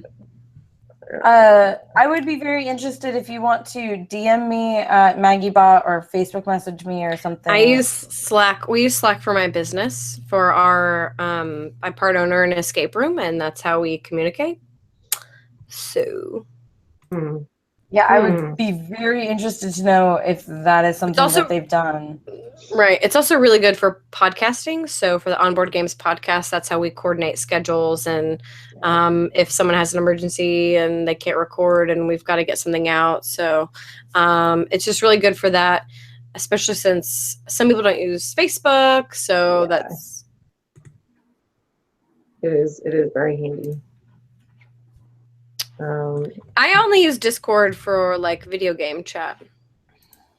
I've never Oh. used Discord. I don't use it. A lot of people on Twitch will use that also, which I find some semi confusing, but I like the chat.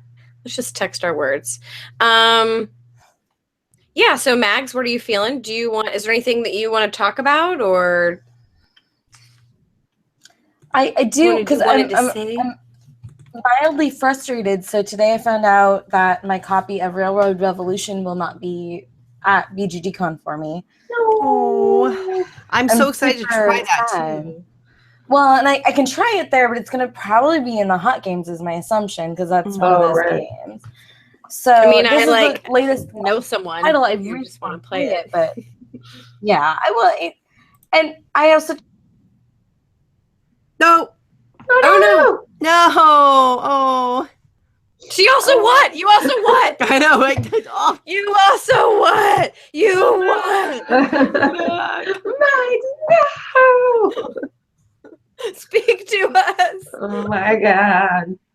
oh, that's so sad. It is. It's the saddest It is thing. super sad. Oh, but Gidget, Gidget's here. Gidget is very upset. She's very upset about it. Good. That was Oh, Gidget. really weird, Gidget. That was the weirdest noise she's ever made. It was so strange. I also brought Bob with me. Bob was with us on this extra life stream. Bob was with us. Bob was a great table holder when we were taking a break or switching things out. That is so. We typically,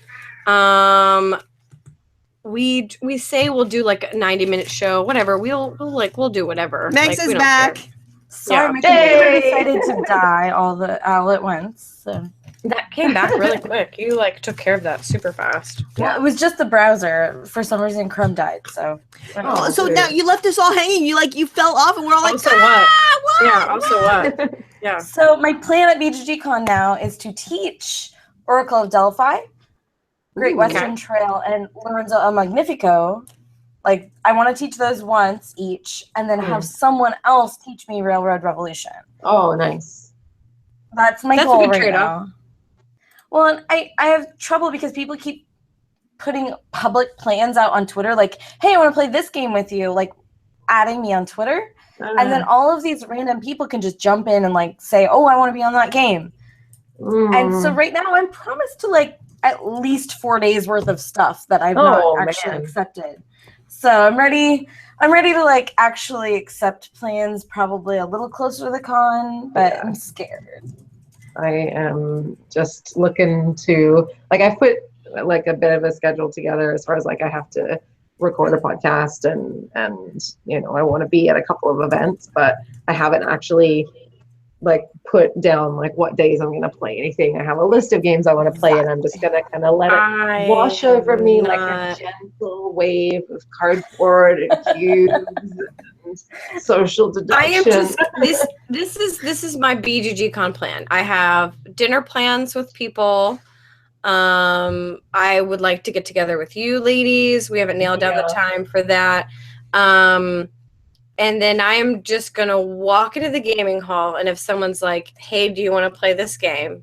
I'm going to be like, yes. Yeah. I'm going to play that game. And then I'm going to sit down and I'm going to play that game. Yeah. And like once you're among people, it'll be like, oh, I'm going to go here and do that, and let's make a time. And like, it's like when you're all in it, it's fine. So. Well, and at this point, I have dinner plans almost every night, which is okay, but that means like definitely social late in the evening. So I'm trying to give myself like time to be low key or to be off the floor or whatever. We'll see how it all goes. LOL off the floor. Yeah. Mags is going to be on the ceiling. You heard it first here. Girl, get down off the wall. Come on. I just like a certain amount of like socializing is normal at conventions, but for me it like takes so much out of me. Yeah. I am so dead.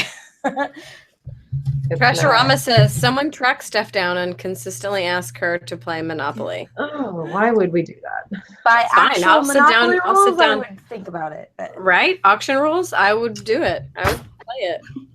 I'll play Monopoly. It's not that bad. You can be the It's simple. not that bad. It's not that bad. It's pretty nostalgic, actually. I think it's, you know. I was either the iron or the thimble, and then I was fine, as long as I didn't have to be anything else. The doggy, though. It was very cute, but thimble everyone is- wanted me to dog. The thimble is fun, though, because you can actually wear You can it. wear it. Well, Mags, I have the Steven Universe Monopoly. I'm just saying. So Oh, I would do I that. heard that the Do you Legend of have the Zelda Steven Monopoly Universe Yahtzee? is actually pretty good. Ooh.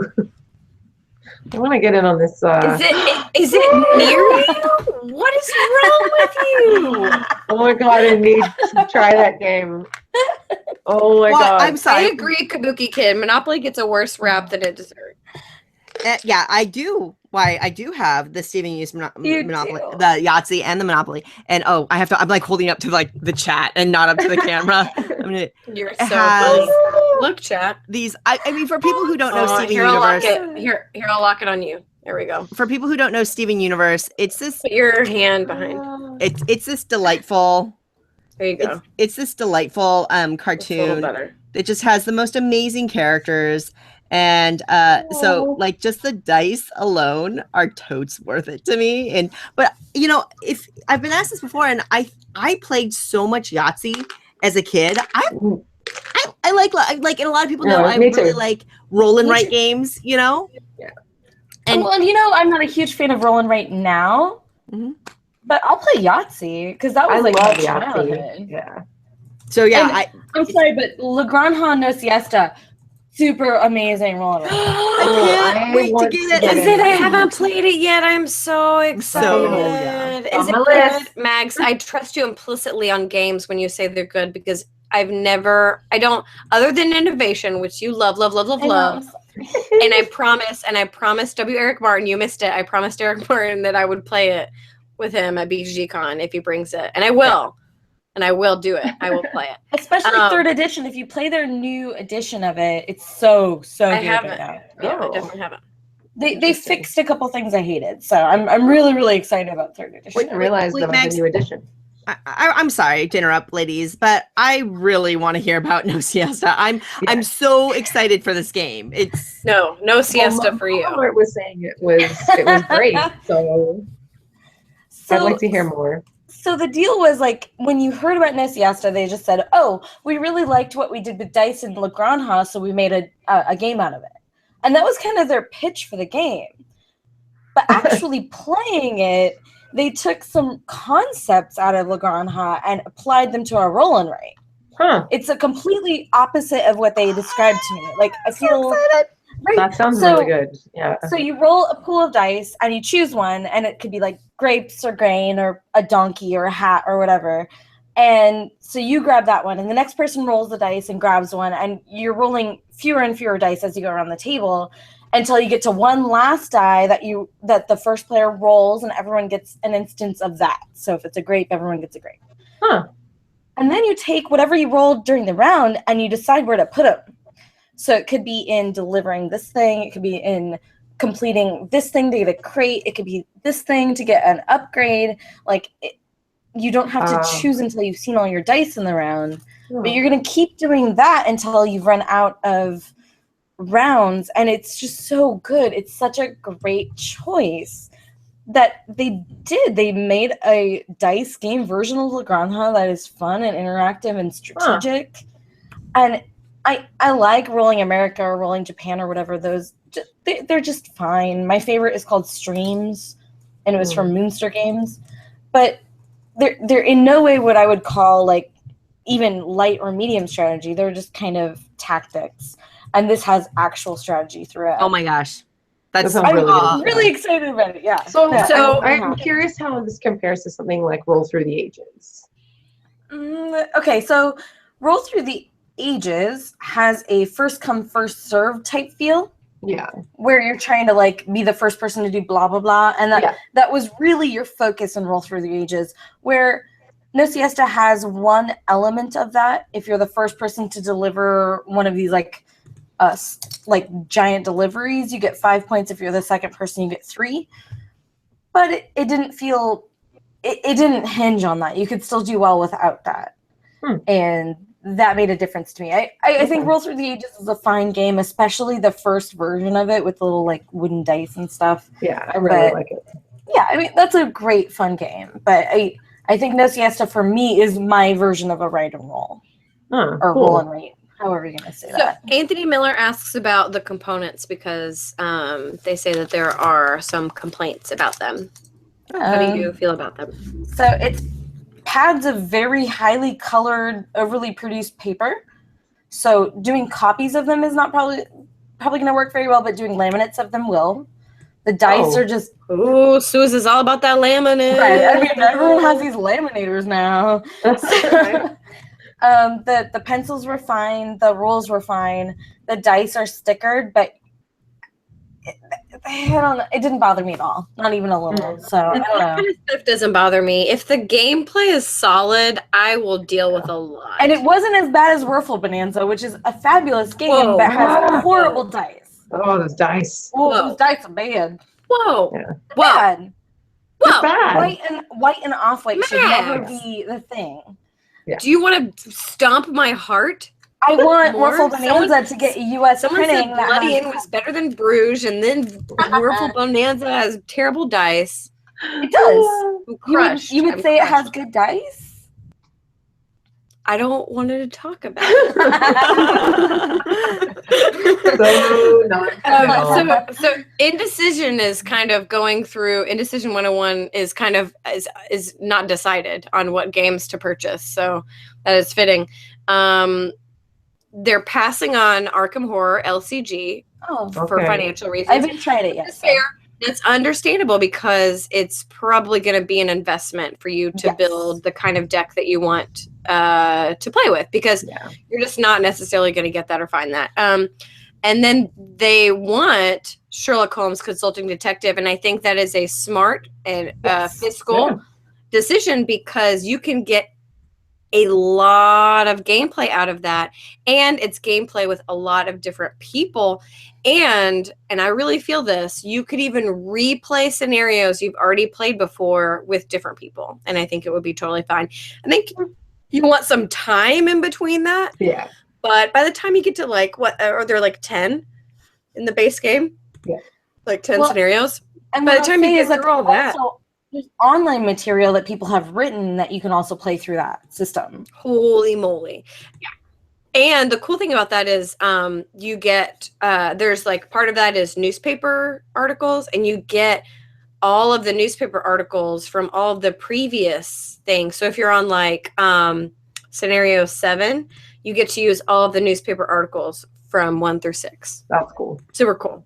Super cool. Forget about it. Awesome. Good financial decision. Forget about it. I've only ever played one Purchase it. scenario of it, but it was really good. I liked it.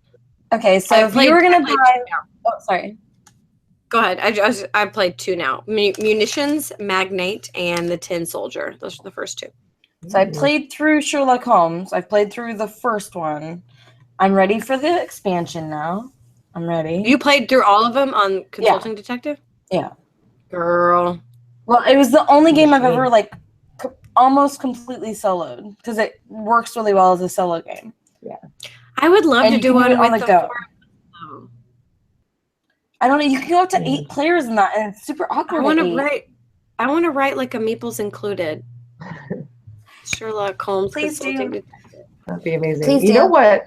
You know what Someone Blue write Orange one. need to get on is make one of those cool comic book things, Yeah. but Sherlock Holmes. Like that would Listen, be really so cool. Nicole finds out that Blue Orange Games does this, and she's like demanding of it. She's like, Blue That Orange, book, that do book it. though. Make it. That book, Yeah. though. So like It's also a Sherlock- really high quality book. Like this is one of and those Sherlock like Holmes is like the IP is like totally out there for use.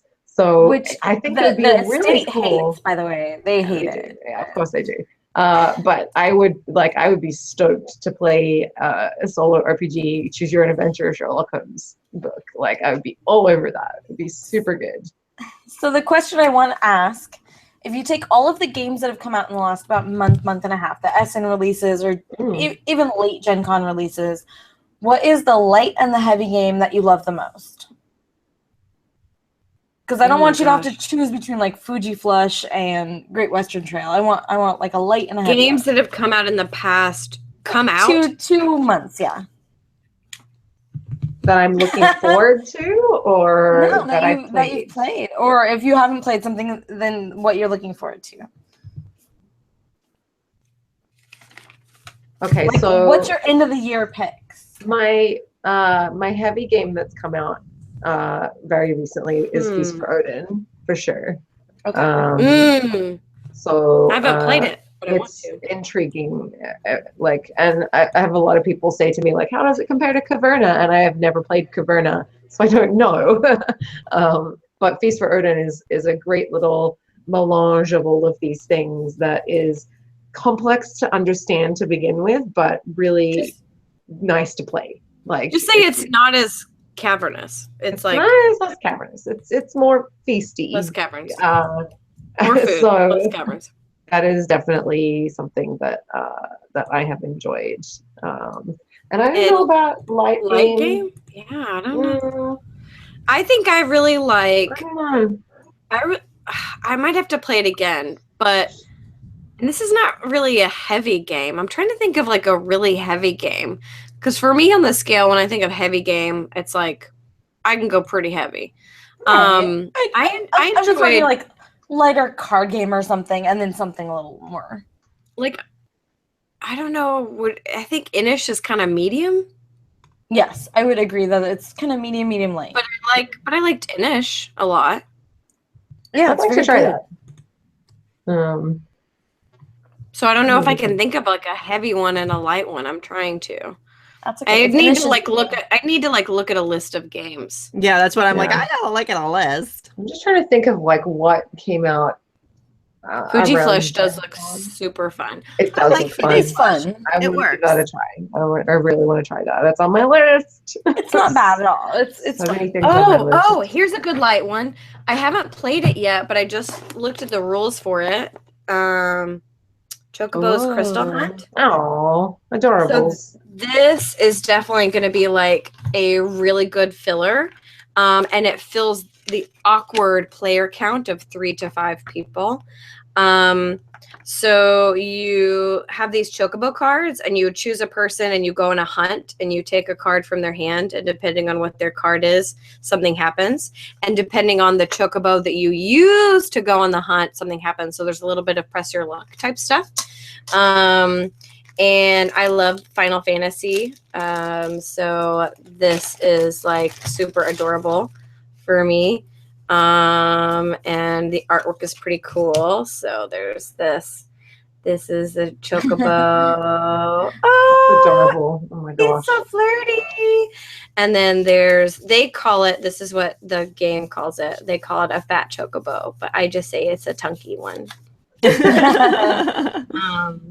I can't find one. Where are you? Where are you? They're eating all the foods. Where are you? But yeah, it's super cool. You're just collecting a bunch of crystals, either several of a kind or like one of each color of the different crystals. If you're familiar with Final Fantasy, then you know what that's all about. You basically have made Fiona be a here it cat in chat now. As soon as you like brought this on screen, she's like, yeah, so here's the tunky one. oh my gosh. So cute. Chubbers. I love it. And then these are like the different like crystals that you're collecting. So Gosh. this is just a really cute filler that also Nicholas brought back from Essen for me. Yay. Oh. I don't feel like I've tried much that's come out at Fiona, I will totally bring it.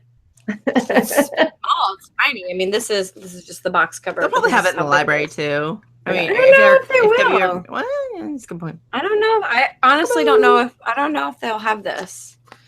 I don't know if it was like the gotta get that game type of game, you know. But they pick up a lot of random Final stuff. Fantasy. It's pretty cute. But speaking of Final Fantasy, the trading card game is going to be dead in the water for a little bit because they're definitely not enough. They screwed over stores. They just did. Yeah. Oh. So, but they might have screwed over themselves because if it ends up not being like living up to the hype by, the time January comes around, people might have like kind of be over it because after Christmas, they'll be playing other things. They'll be playing things they got for Christmas and they might not be interested. So, which I think is that when like the rest of the stuff is coming is January, I think. So at this point, they've not said when their reprint was. They gave us a pre-order window that was 4 months before the game came out. So I basically like poked around to the people I knew that like Final Fantasy, and I got our one box of it that was allocated to us sold before it came in. But oh wow, I think we ordered like I think we ordered like 6 boxes and we're getting 5.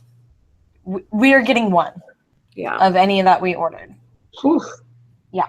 And I originally thought that I was going to be able to get a starter, but I actually will not because we got not. 1 of each of the starters and 1 box, and that's all that we're getting. We do not have enough. We do not have enough to cover the people that wanted them that are customers. So yeah, I'm so frustrated by it because they're also not talking about when they're going to restock it or reprint I heard it. January, but I don't know where that came from. I'm waiting for them to officially, or at least through a vendor, tell me. When is this coming out? This is coming out. No. As far as I know, it is not picked up in the States unless it was in the last week, because I have not been online in the last week. I was thinking that I heard that it was going to, but maybe I did. Interesting. Like, how amazing would that be? So how do you get this game? What's Eric playing? You play it with me at BGGCon. And you go online and you buy it, and then you play it with Stephanie. Yes. Man. We always have so many people. It's like we're at a full show. We're at like a 2-hour show, and there's so many people in the chat, and I love it. Yay! I love that there's so many late night chatters. Like I think that's awesome. It shows that we picked a good time. They are. We picked a good time. And we were a little worried about it being too late, but then those of us who talked amongst ourselves decided that people with lives, or people that were a little too old, or people with kids were like home on Friday nights. Like we all don't go out every Friday. It's not a thing anymore. We're not 22. No. So. I don't go out ever, so yeah. I was out tonight, but it was a coworker thing. So yeah. Different. Meeples Included After Dark. Meeples Included is just Meeples Included After Dark. All Meeples Included should be After Dark. We can say cuss words. Say cuss words if we want to. We could. I have not sworn tonight, which is surprising. I said the D word earlier.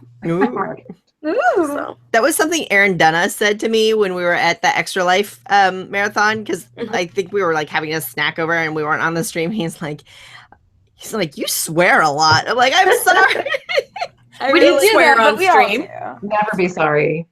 Never We didn't swear be on sorry. stream. No, it totally but, like, happened. yeah. No, not us. I don't think it did. We didn't swear. Yes, it did. I didn't. We There have a was talk of swear a jar swear going jar, for yeah. you specifically. Okay, yeah. Chris And- Cornejo did. Corneja and I did, and I'm sure other people did. I did not. I did Well, notice good. that Sue's kind of tried to 'Cause phase I'm- into shiz quite a Bot. bit. Oh, Shazbot. Shazbot also very nice. I know we needed to Do you have a swearing. kazoo right now? That's what we needed to swearing. Wow. Oh my gosh. I don't remember where I got this. Whatever. Things just like accumulate at my desk, and I just whatever. Meanwhile, you care playing cards. Oh, I have Hmm. nothing exciting. That's Oh okay, wait, no- no, I do. I have You're not something. playing. This is exciting. I got this finally. That is exciting. Right over there. Yeah, I'm super happy to have this. I played a 2-player game tonight, and now that I know how to play it, I'm hoping to play a bunch of it at BGG-Con because it's just lovely. It's delightful. So it'll be nice. Did you hear what Rado said about it? No. He said it's a beautiful knife fight, and I laughed so hard. Oh, I like that. It is. I mean, it's Yeah. true. It's really for such a lovely, flowery, It's gonna be a floral little, like, theme. Snipey. It's awesome. Yeah. Man, that's great. Okay, so Mav Alert is saying a donation goal for Stephanie is to curse by kazoo for an hour. Oh my goodness. Not if it's Hey. not if it's at the marathon. Like if she does the kazoo next to me for an hour, someone's gonna die. This is Oh, gonna do just a the murder. cursing, not just speaking, just the cursing. Oh, just the cursing. Okay, I could get down with that. Okay. You know what? If it were you, Susan, it'd be like kazoo and all. I'll remain at the ready with my kazoo, and then if anyone says something that I think is going to be a curse word, Oh, you can make people sound really dirty by doing that, though. Yeah, that right. Even if they're not swearing, she can just randomly. You can make- kazoo. yeah. What I love is how we're all like going out is really hard and stuff, and yet we're all going to be basically awake for 4 days next week. So Yes. Oh, it'll be 5 days. It's 5 days. it will be tiring but amazing. Yeah. So I'm gonna stock think- up on sleep this weekend. That's how it works, right? You just you sleep a lot for a couple of days and I don't then know you're that I good. have been able to stock up on sleep, but yeah. So I'm going to the Northwest Chocolate Festival on Sunday. There's no sleep to be Ooh. had here. Many I have some chocolates. chocolate right here. Ooh. Ferrero Rocher. Fancy. Yeah. So, Max, do you have any last thoughts, words? Yeah, what's your anticipated or like your favorite light game? For light, I think the most fun I had was playing with the right crowd. And this is only going to be a convention thing. I can guarantee you I won't play this in my everyday life. Checkpoint Charlie was really fun. It's a weird ass memory game. And I'm sorry, I just cursed there. And there was no kazoo. So, memory game. And it was fun and weird and different. And then for heavy, Lorenzo Il Magnifico. Ooh. Because, oh my gosh, watching Steph drink is amazing. I'm totally kidding. I've had 1.5 beers. I'm seriously totally kidding. I'm halfway through a wine, but it's a giant wine. Well, Lorenzo Il Magnifico got picked up by Cool Mini or not, and it's coming out to the States, but the way people keep describing it is that it's really light, but I would put it in the medium category just because every round you get 16 new cards to look at, and there's like this weird competitive mode in getting into a different tower, like the different rows. So I'm looking forward to more games of that, and I really want to learn Key to the City London, like that. I see it behind right now, but I have not played it. So that's on my must play list. Oh my gosh, I want to play that. So bad. I'm so excited for Keeper too. That was just released on Kickstarter. Yeah. Keeper looks good. I know, but I don't want to back it. I know. I get it. Yeah. I get it. But there'll be other ways. yeah. I mean, yeah, there'll be other ways to get it. But Oh, sure. But yeah, After- Gears, I haven't played it yet. It's just sitting there looking pretty. Oh man. After tonight's Games on the Rocks, my to play list for BGG Con has bloated. It's a little out of control. But I'm excited to tackle some of them with y'all lovely ladies and some of you from chat. So I'll have Fuji Flesh in the bedroom, so we'll have that. Ooh. Little bedtime. That's right. Lingerie party, Fuji Flush. Y'all Any last thoughts or words or things for you?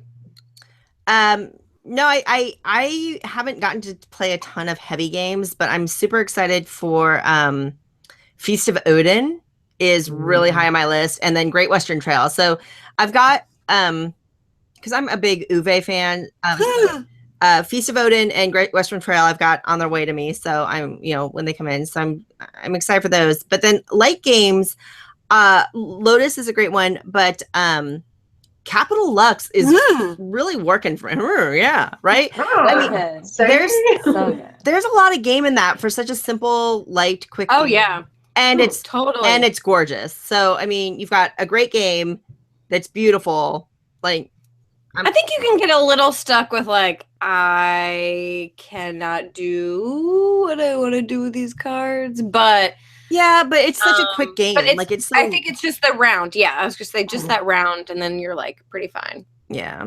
So, and I'm just excited to go down to the convention and like I think for me, I schedule as little as possible for conventions, and so I'm just gonna stock the hot games tables and try to hang out with friends and find happy places to be happy. I want to try to actually not be sick. Last year, I was like patient zero for Concrud, and it made my convention pretty.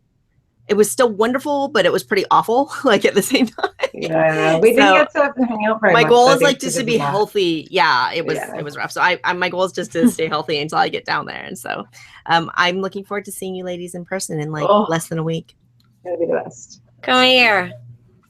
Don't just hug me. Just hug Come in. Best. That's for all of you too, chat. That's right. For you, chat. Chat, hug us. We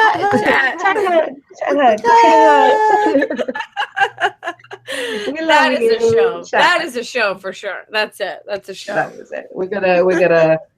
That's it. Hugs. That's hugs right. done. Hugs done. We're not gonna beat that. So I don't have any awkward. I don't have any last like things to say other than thank you for joining us consistently, like all of the time whenever we do this, because again, we would hang out by ourselves and that would be just fine.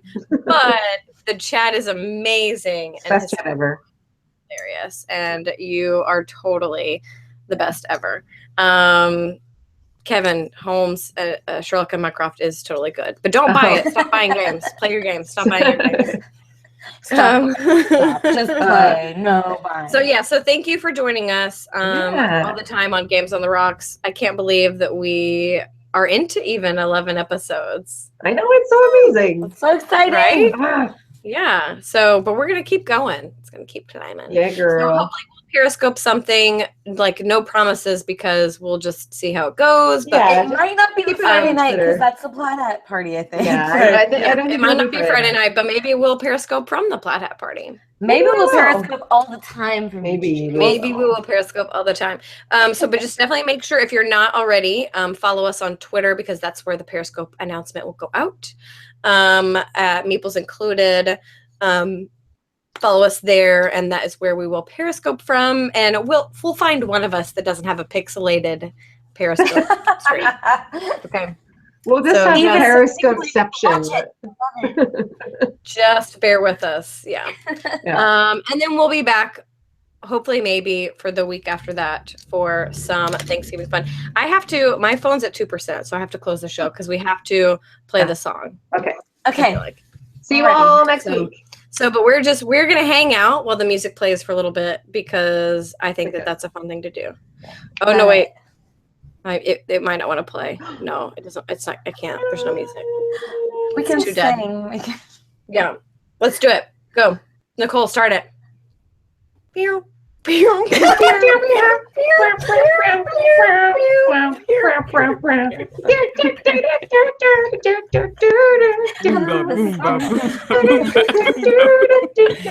what happened when I wasn't here?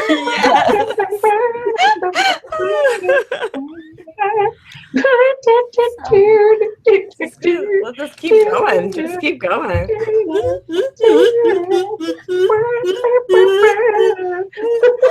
Things are so off the rails. I question whether they were ever rails to begin with. Oh All right, my that's it. We're gosh. stopping this. This broadcast is over. We're stopping this. We're done. We're out. Bye. We love Bye. you. I'm sorry for no music. That was really